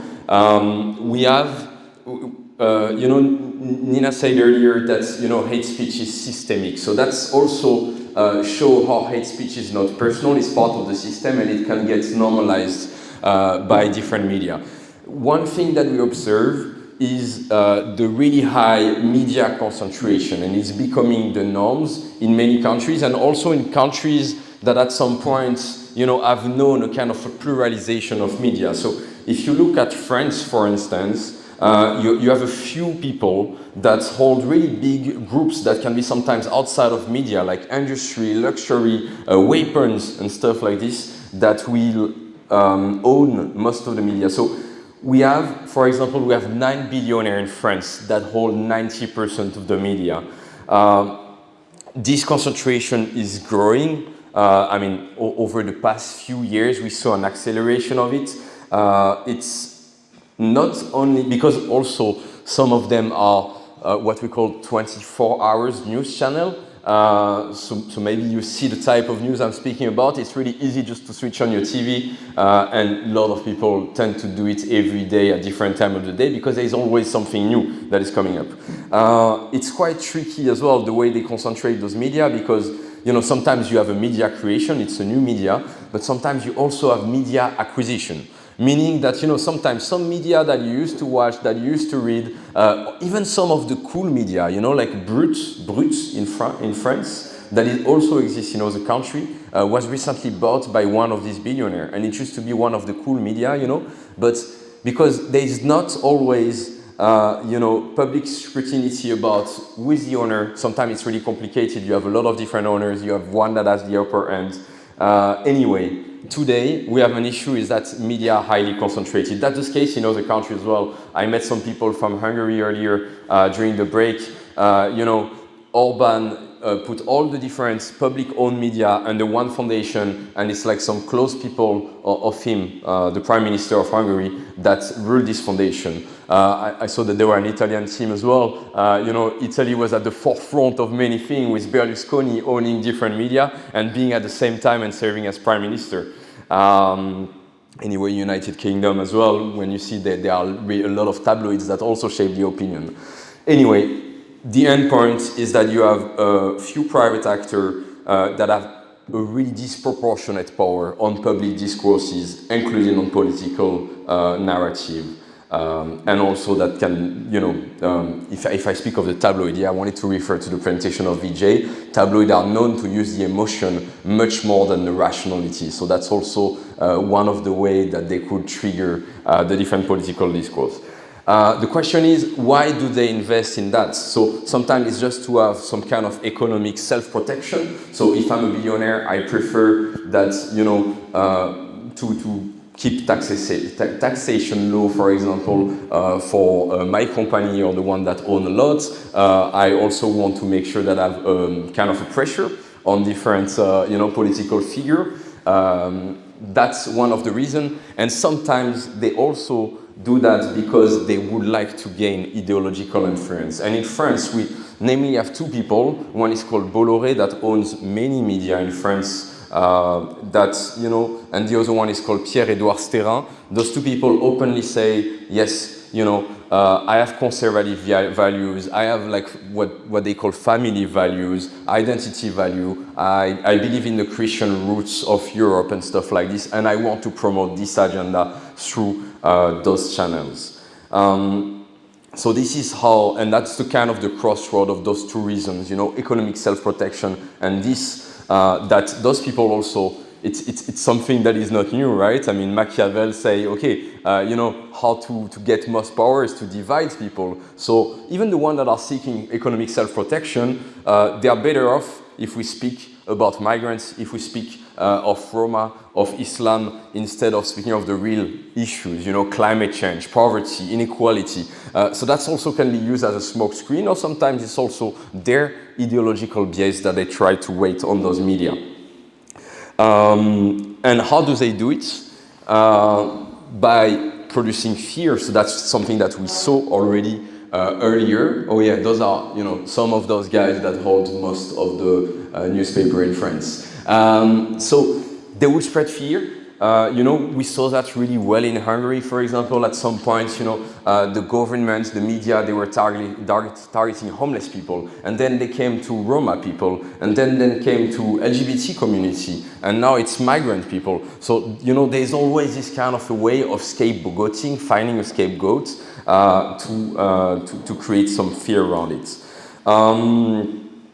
They're also doing it in a really sneaky way, meaning that they will place some people on their TV channels that are so-called journalists, but they are more like commenting the news, or they are like non-journalist experts, so someone that creates an organization become an expert about terrorism, for example. And all those people are nicely wearing tie and suits. When you see them on TV, they will express some minor disagreements as well. But in the end, they will, normalize this hate speech. I'm going to take like two case studies that we have in France. So we have one news channel that is called CNews. Oh yes, that's one of the way. I mean, for me, this image explains a lot of things when I speak about the crossroads. That foreigners want your cookie, say the boss to a person that has only one, obviously. So the two case studies. The first one is CNews. So CNews is a channel you may have heard for that has quite a big audience in France. It's owned by Bolloré. And it's something that just came out like from last week. You have an investigation that were done, and you have one journalist of CNews that is being interviewed face camera and saying, look, I was told 1 year before the election, 2022, so in 2021, that from now on, all my reportage needs to be about Islam and Muslim. And it was explicitly being told by his director of information. And then we have another example that, sometimes it's sneaky, sometimes it's people, using experts, using some kind of fake journalism, but sometimes some channel will really manufacture political candidates. That's the case of CNews as well. So there's one person that ran for presidential election in France that they call Zemmour, and for 4 years he had like primetime exposure on CNews every day to speak about this topic, so mostly like religion, French identity, etc., and push forward his far-right agenda. This guy had no political party. He had no political force. There were no when you are part of a movement, a party, an organization, you always have like a lot of people in different cities that will support you. This guy had nothing, and still, a few months before the election, he was credited of 16% on the polls. I mean, in the end, he did less, but it still did quite a bit. But he was given 16%. So that's also show you, how those media, they can push forward an agenda. And when you push forward this agenda, I mean, this image I saw earlier, I'm trying now to make the link to hate speech. But Zemmour, for example, has been condemned quite a few times for religious, discourses that incentivize religious hatred or racial hatred a few times. CNews was also being sanctioned by the regulatory body of the French media for not safeguarding people from that comments. So, beyond the sanction, beyond the things like this, they will still operate, they will still exist, and they actively promote hate speech by doing those things. Where are we now? Quite far. Good.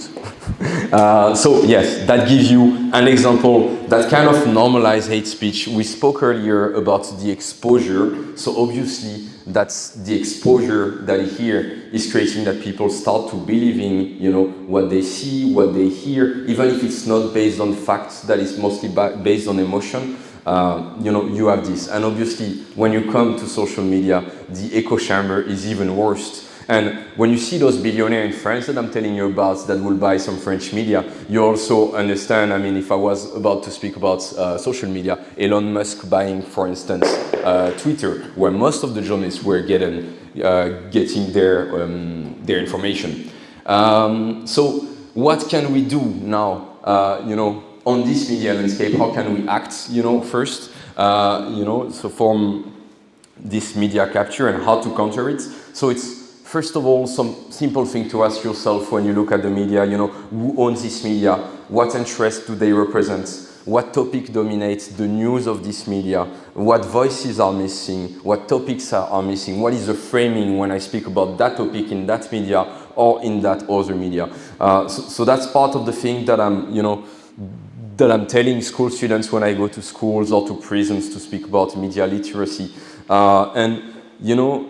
There are also some stuff that we can use, when using the tools of tech capitalism against this narrative that come from it. For example, using AI. AI is a really simple way not to ask what to think or what is the truth, but to ask for the sources, for example, AI can reference those sources, so you can always take some stuff that were produced on those media, put it in AI and say, okay, is it something that is true? What are the numbers? What are the different framing? Those are examples that you can do, to counter those narratives as well.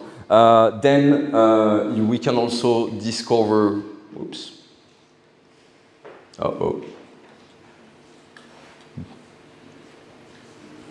Yes. All right. And other tools that you can use also against, tools from tech capitalism, the power of online media, and you have like many media that started online and that gained a lot of traction and that were able to, fight against bigger or established media. So that's also something that we can definitely push, consuming those news and also incentivizing all the media that are independent or that are open about, who found them and what they do and stuff like this, because it's often like this that you can see. And there are many media that are successful like this. So I really invite you I guess we'll speak a bit more about it during the workshop, that do this. And then you can consume them, and you can obviously do this collectively. So, if we have 24 hours news channel, we should also be ourselves 24 hours news channel and always speak in our organization, in our classroom, at the coffee machine, everywhere we go, about those kind of topic as well. That's also our duty, because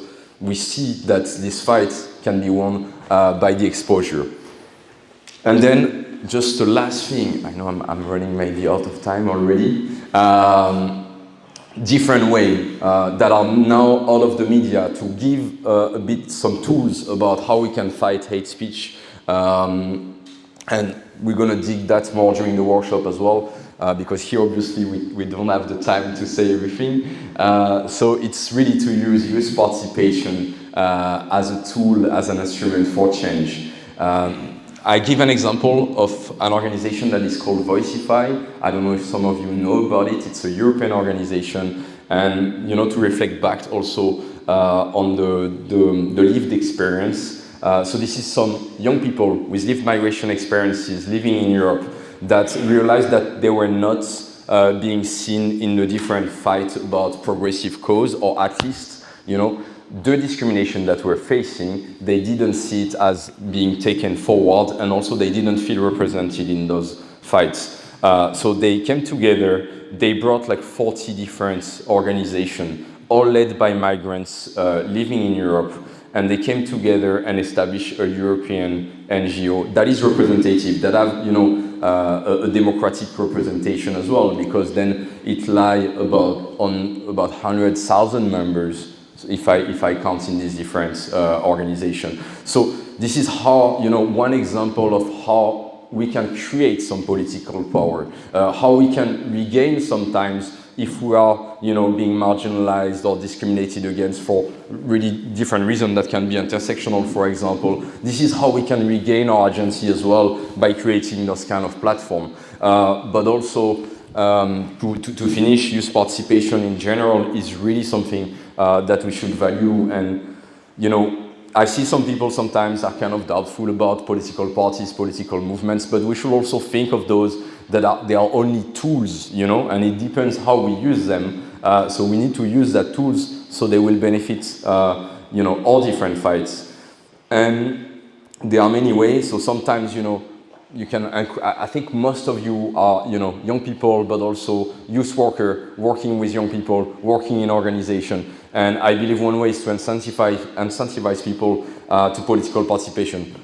That can be in existing party and in existing organization. Sometimes, when those spaces are being created. So that's what we saw, for example, when in Morocco, people say, hey, I want my rights, I want my health, I want my education. People came together, and youth took a big part of it, also using its tools, like social media, for instance. So that's something that is super important to be done. And sometimes, you can also create your own space, and here, the example of Voicify. I'm giving one example as well, because I don't know if all of you live in big city or in small cities.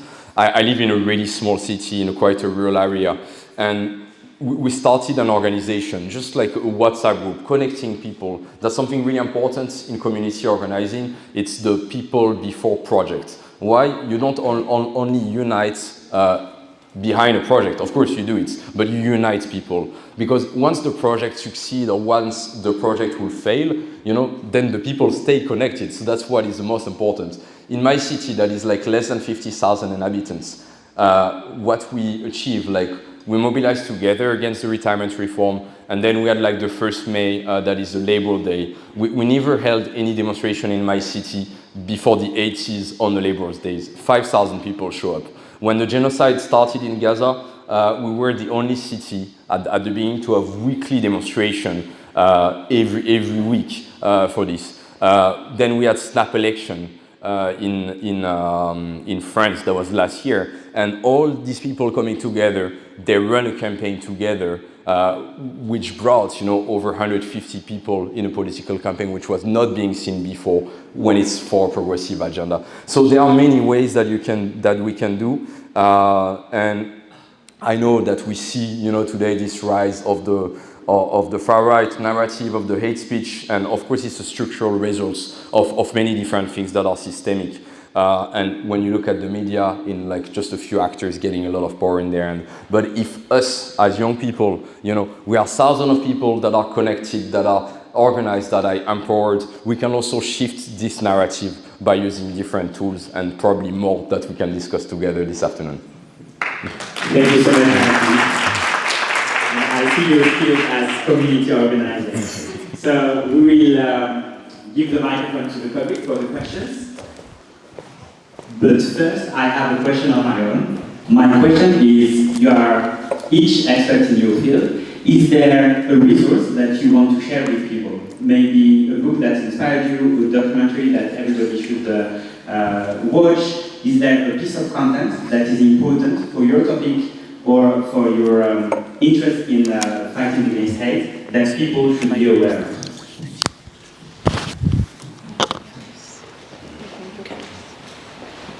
You have your own book. Okay, I will just recommend my own book then. So, yeah, as I already said, I hope that this can provide a compass to people. Starting really with yourself, so incorporating some daily habits. We talked yesterday also about mindfulness and meditation, gratitude, developing a sense of safety.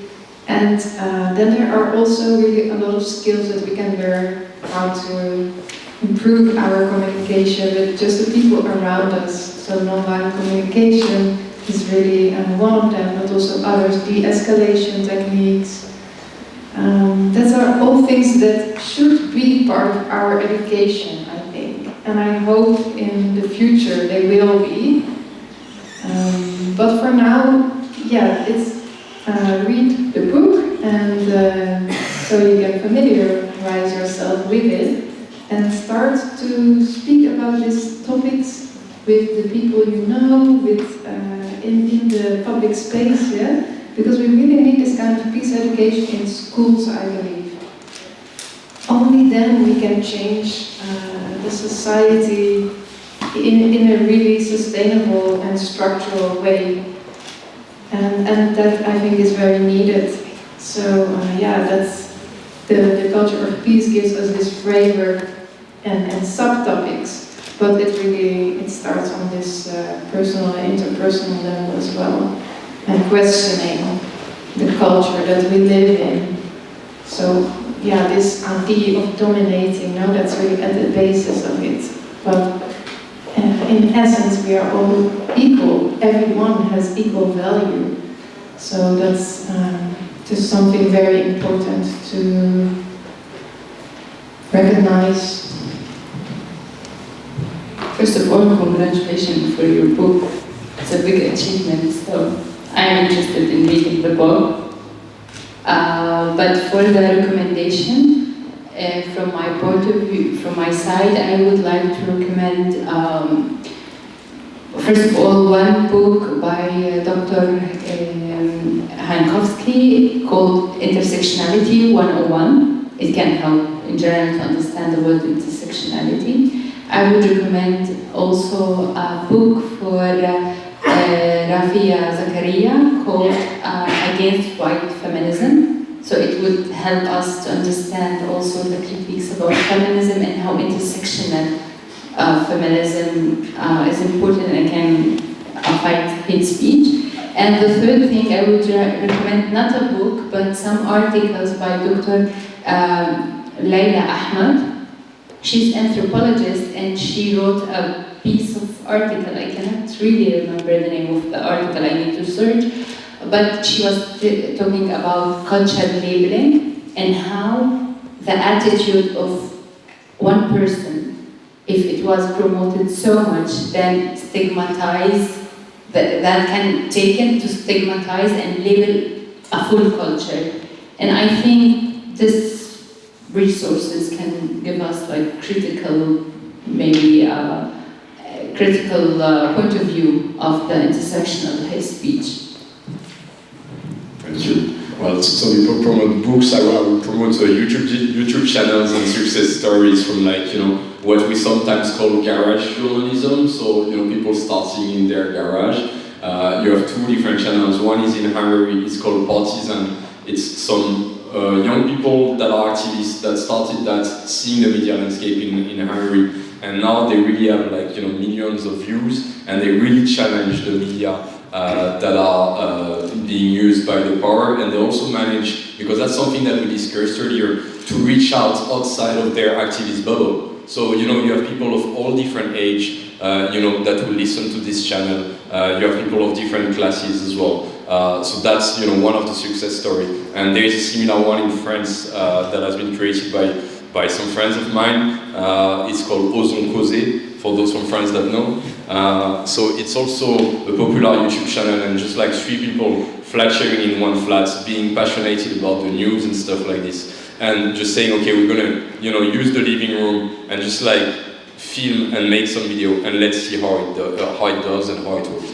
They get million views as well. They are sustainable media, and they also manage to reach out because they are, like, you know, ways to explain, to vulgarize some phenomena that are really complex, like climate change, like energy, and like many other stuff, including hate speech, obviously. And they manage also to reach out of their bubble. So those are my 2 recommendations. Thank you so much for those resources. I will continue to this one. Thank you for those resources, and I believe there is a microphone circulating in the public. And so I also invite the guests from today to speak up. And so, yes, we have the first question. Hello, thank you for your presentation. My question is more for you, Alexandre, maybe also me and the other. First of all, as a worker NGO, I work for an NGO that advocates for human rights, for Palestinian human rights, and so we are doing 2 things quickly. First, a project in the West Bank, and also spreading awareness in school, by media, also public, to having another narrative than the media one and the Zionist one in Luxembourg, where I work. So, question 1 is how, as a coordinator of my NGO, I can counter hate speech and defamation when people said to us that we are an anti-Semitic organization, and when we have like hate speech in our social media page, what is the best way to counter this? Because of course it's fake, we are not anti-Semitic, of course, it's obvious. And second, I forgot.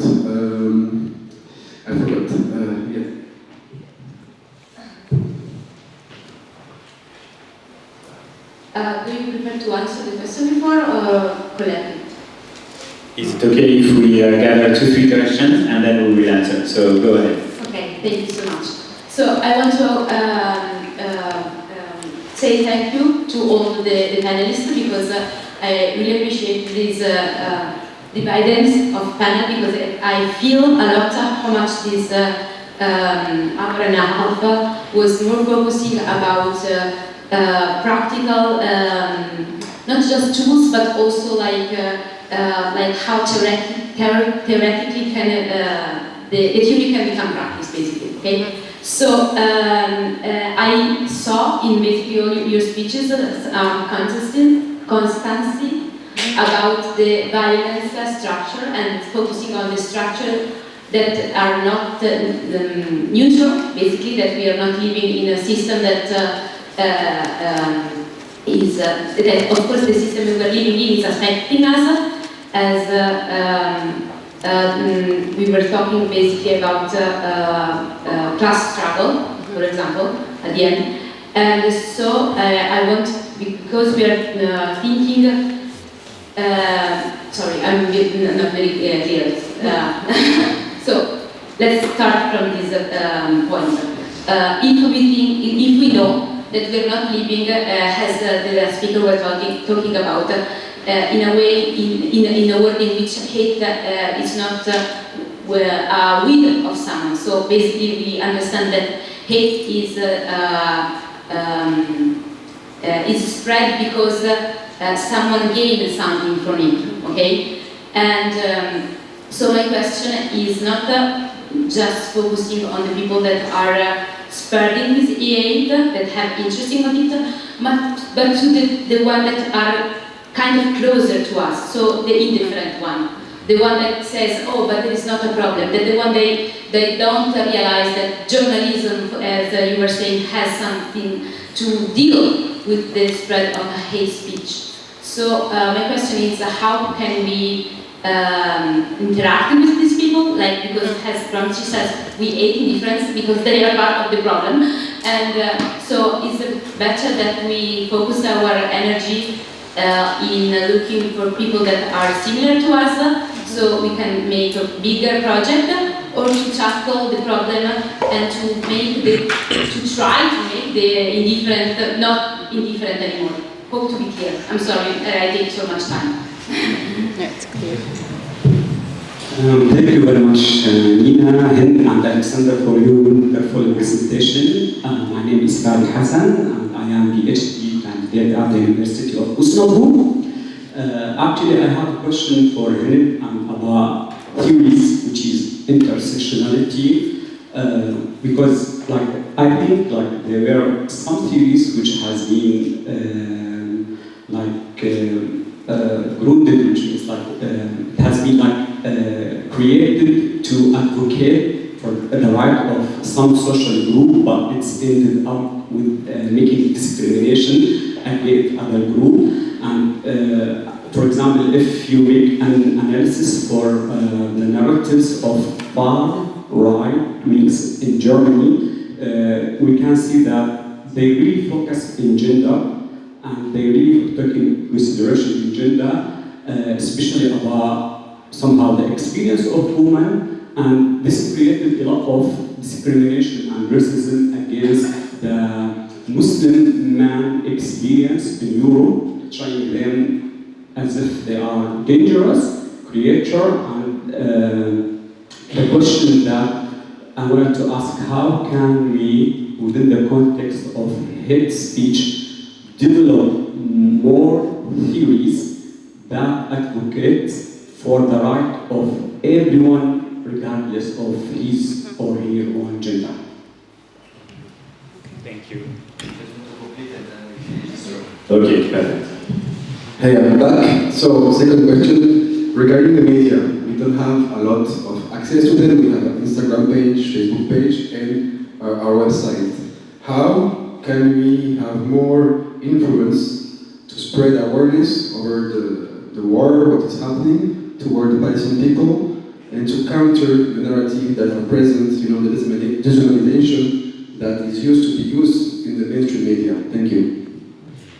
Thank you for your questions. We have exactly 12 minutes. Okay, one last one. And this will be the last one. Hello, my name is Fatima. Thank you very much for the amazing panels. My question to Alexander is mentioning voicing, being heard or writing, voicing our opinions. Yes, now we do have a lot of channels, people speak, people do the citizen journalism, luckily. My question is, and it of course is very important to have people doing that, but my issue would be when we as young people voice our, we speak, and this, our voices become a danger to us. How can we all know that not all regimes have the freedom of speech. I live in Germany. I have witnessed some people spoke and they were kicked out of their jobs just because they post something on social media against the German regime or against what people in the state want. So how can we be still heard without being silenced or protecting ourselves, or with protecting ourselves? So, thank you. Thank you. Thank you, everyone. So I am turning towards the panel. we will have a bit more time to answer those questions. Who would like to start? Maybe Alexander. Is there a question that you heard from the public that you want to tackle heads on? Yeah, I can do it, yeah. But, yeah. Okay.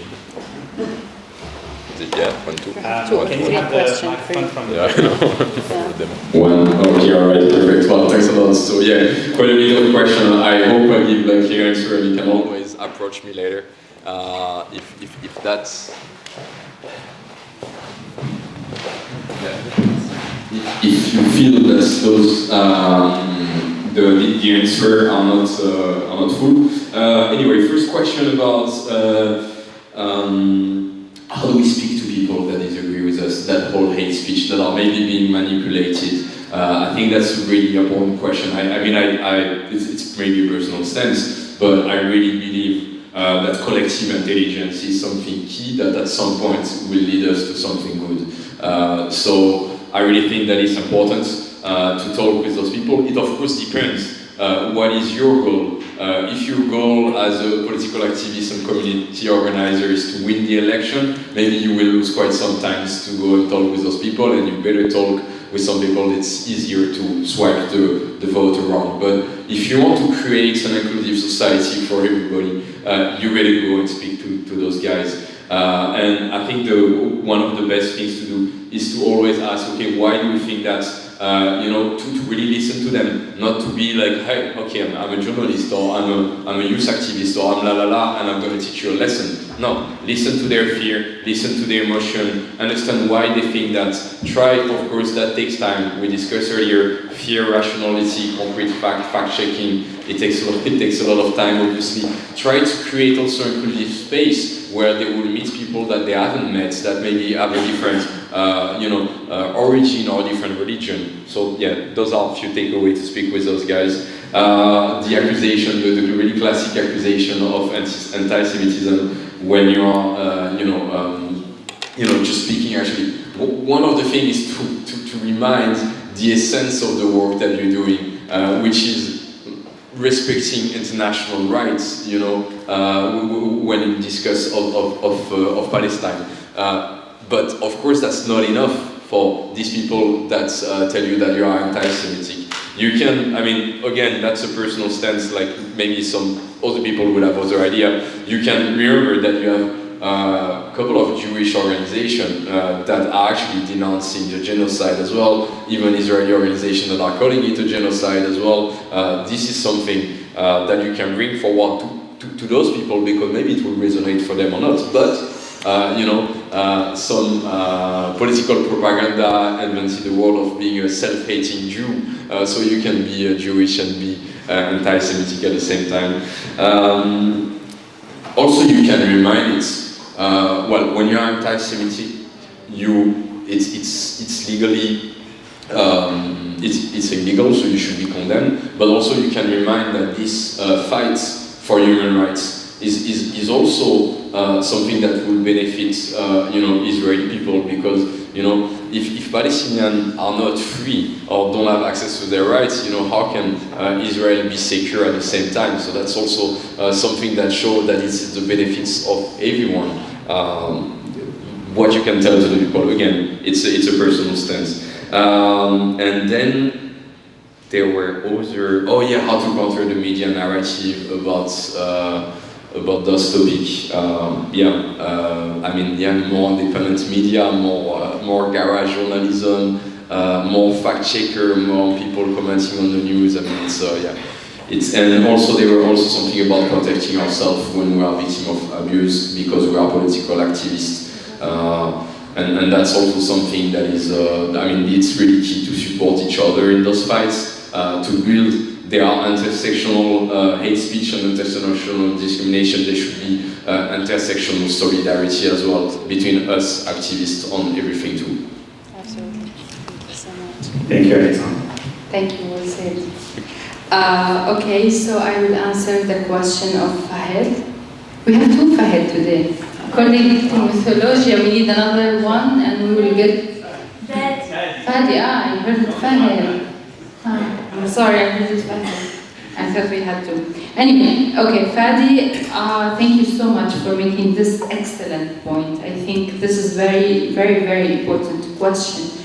And yes, the reason why I suggested against white feminism, because sometimes the causes is invested in a way that it become abused and it become a tool for more discrimination. For example, neoliberal white feminism is a creation of a neoliberal system that is abusing the women all over the world. So when we are talking about how intersectionality can be against this, I think the answer is in intersectionality, because here you are not focusing about women, full stop, but you would really understand what those women represent, what knowledge they represent, what is the situation they live in, and how to tackle the hate speech, the discrimination they face. And honestly, from first-hand experience, I found very, let's say, non-privileged women,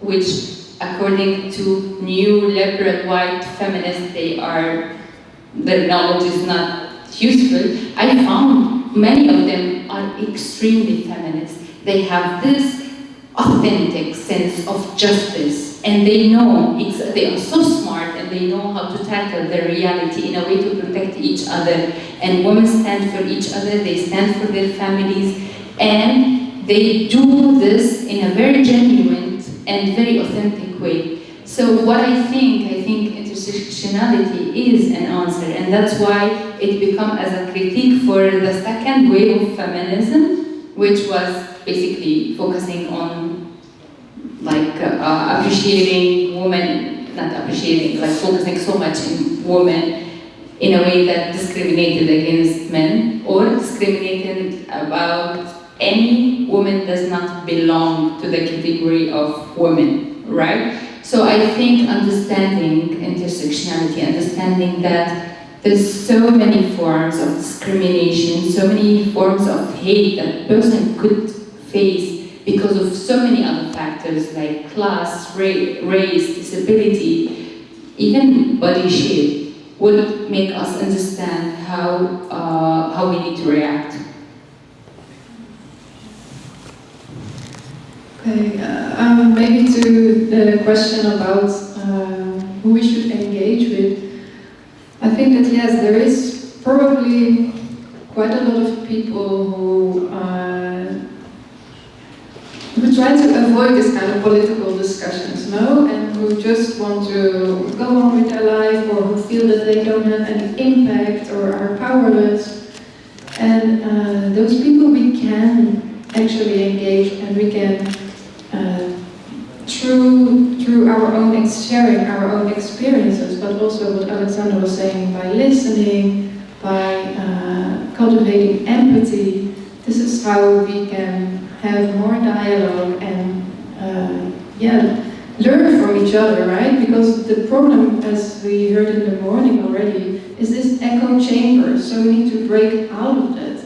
And if I go back to my own history, for example, when I lived in Palestine, just listening to so many people and seeing people living in such a different realities really changed me.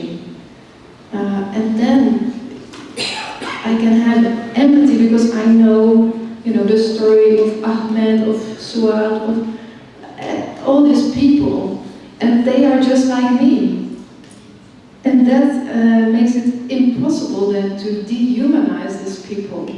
So then it becomes painful when I see that happening on,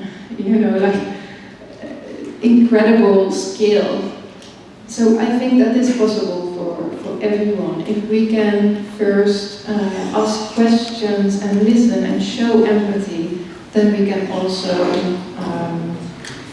open the space for understanding, for dialogue, and for changing another person, other people. I think we have time for one or two more questions. Yes. So I invite the guests who didn't get the chance to speak yet to come forward and ask the question. who wants to ask the next one? Yes?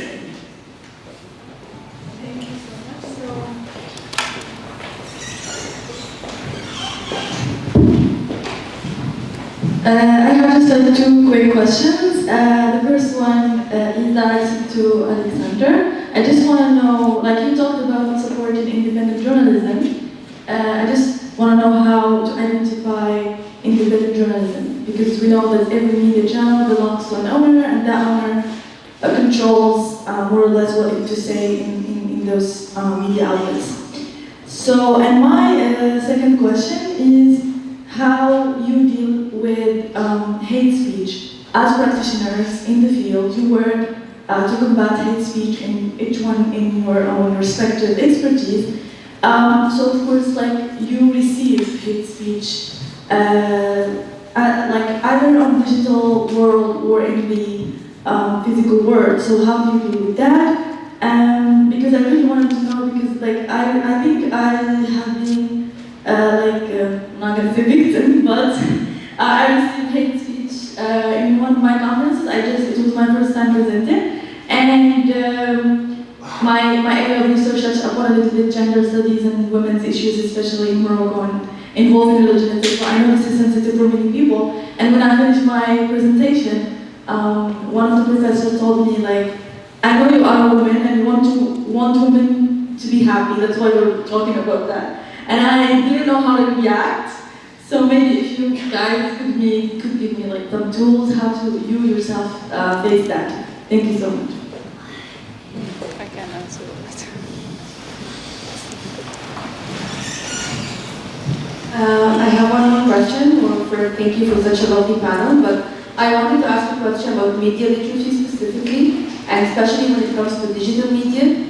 How would you recommend to deal with the older generation? Because I believe this generation is a little bit aware of media literacy, but the older ones definitely are not. I can see my parents consume content that has clear hate speech, whether on social media or the typical traditional media, yet they can never see the hate speech that is included in this content. So what would you recommend to deal with such situation? Thank you. Yes. Okay. All right. Thanks a lot for the question. Really complicated question sometimes as well. So I hope I give okay answer. What is independent journalism to start with first? It's like some indeed. You could say that you always have an owner or advertisement as well, because that plays a big role. In French media, for example. I think LVMH, yes, they withdraw their ads from one newspaper because they, criticize the owner of this. So you have advertisements, you have ownership as well, but you have media that rely completely on their readers. So that's the case of Mediapart. Mediapart is one of the media that started all the case of Sarkozy, for instance, the money he got for his political campaign coming from Gaddafi and from Libya. That's actually Mediapart that started to find the proof, and then it became a judicial trial. Their motto is, we belong only to our readers, knowing that they managed to pay themselves only with that, and also I believe with some applying to some funds as well. The more diverse the funding is for media, the more independent and pluralistic it will be. And obviously, the most important is that the media is completely transparent about where the money is coming from. So yeah, that could be one of the things that how we can say a media is an independent media. Unfortunately as well, yeah, media literacy, especially when it comes to social media, for older people that didn't grow up with it, they don't have the codes, they don't really, and sometimes, they will consume content, they don't see the thing as well of the fact that if you watch one video, you like it or you share it, then you get 10 other videos that are exactly the same and you stay in your echo chamber. So that's another kind of shared population that we need to reach out to. Also because when you look at the statistics, maybe we young people are the people that share the most political stuff on social media, but we are the ones that vote the less, and most of the time it's like all the people that make an election. One last thing also, we speak about how do we speak to people that have different opinion than us? That's a question that came earlier. One really, we ran a parliament election in France before, and the technique that I was using with people is to ask, what would you improve in your life? If you have a magic stick and you could change something, or if you were president and you can change something, what is your problem, what is your issue, or the issue of your children or your parents? And neither people told me there are too many Muslims out there, or too many people wearing hijab or something like this. They always came to, hey, this is the cost of my house and stuff like this. So that's also a way to show how you can untrigger this hate speech and bring people to the essential. Thank you. My question, what's your name? I didn't hear. My name is Safa. Okay. Safa, the conference was academic conference, right? Yeah. Yeah, okay. So this is my personal point of view, but academia is very toxic. And the best thing to do is to adapt to the fact that it's toxic and it has a lot of misogyny in general. It looks fancier than other places because you will have the discrimination without nice word and you would have like this fancy things, but it's basically like any other field, if it's not more. So if I were you, I would simply say that, first of all, I would accept that I would find those people, and I would simply say, you know, I talk about that because I think everybody is equal. If you think something else, and if you believe that some people are less equal than others, then it's your point of view. It's not mine, I should not adapt it. And that's it. Maybe just a very short comment. I was reminded of a story of an Italian diplomat that went to Lebanon in order to free a couple of hostages. And the way that, so he had agreed to be picked up blindfolded in the middle of the night by this Islamic so-called terrorist group, no?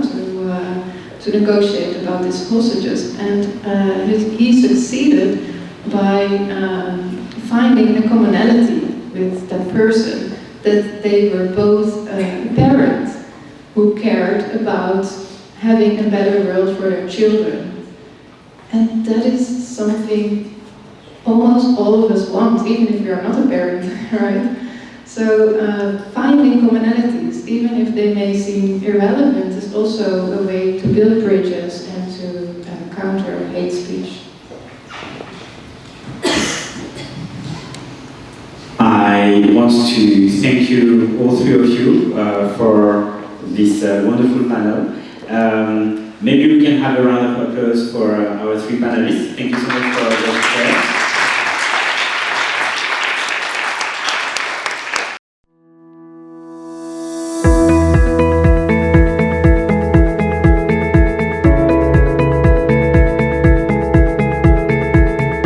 Welcome to Marrakech, where a 2-year-long journey has finally come to its conclusion. The No Hate Embassy is our effort to tackle hate through a project that combined a training course, a research phase, and a fellowship, and finally concluding with a conference, where our fellows took the space to showcase their work that they have carried out through campaigning against hate speech.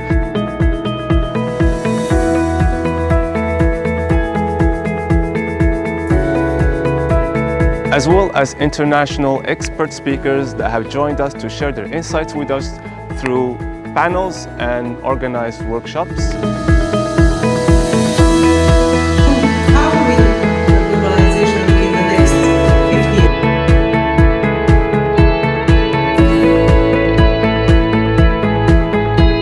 The work with hate speech doesn't end, it will still go on, because unfortunately, given the context right now, it's still on the rise.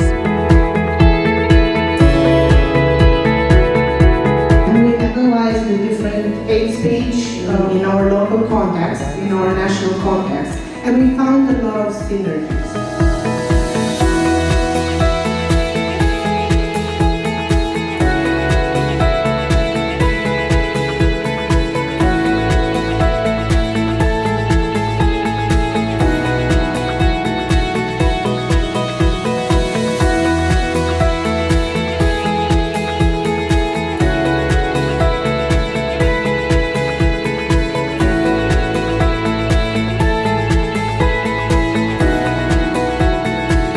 would like to keep enforcing the effects of the topic to have it sustainable, not only towards young people, but especially towards activists, youth workers, and all of the stakeholders.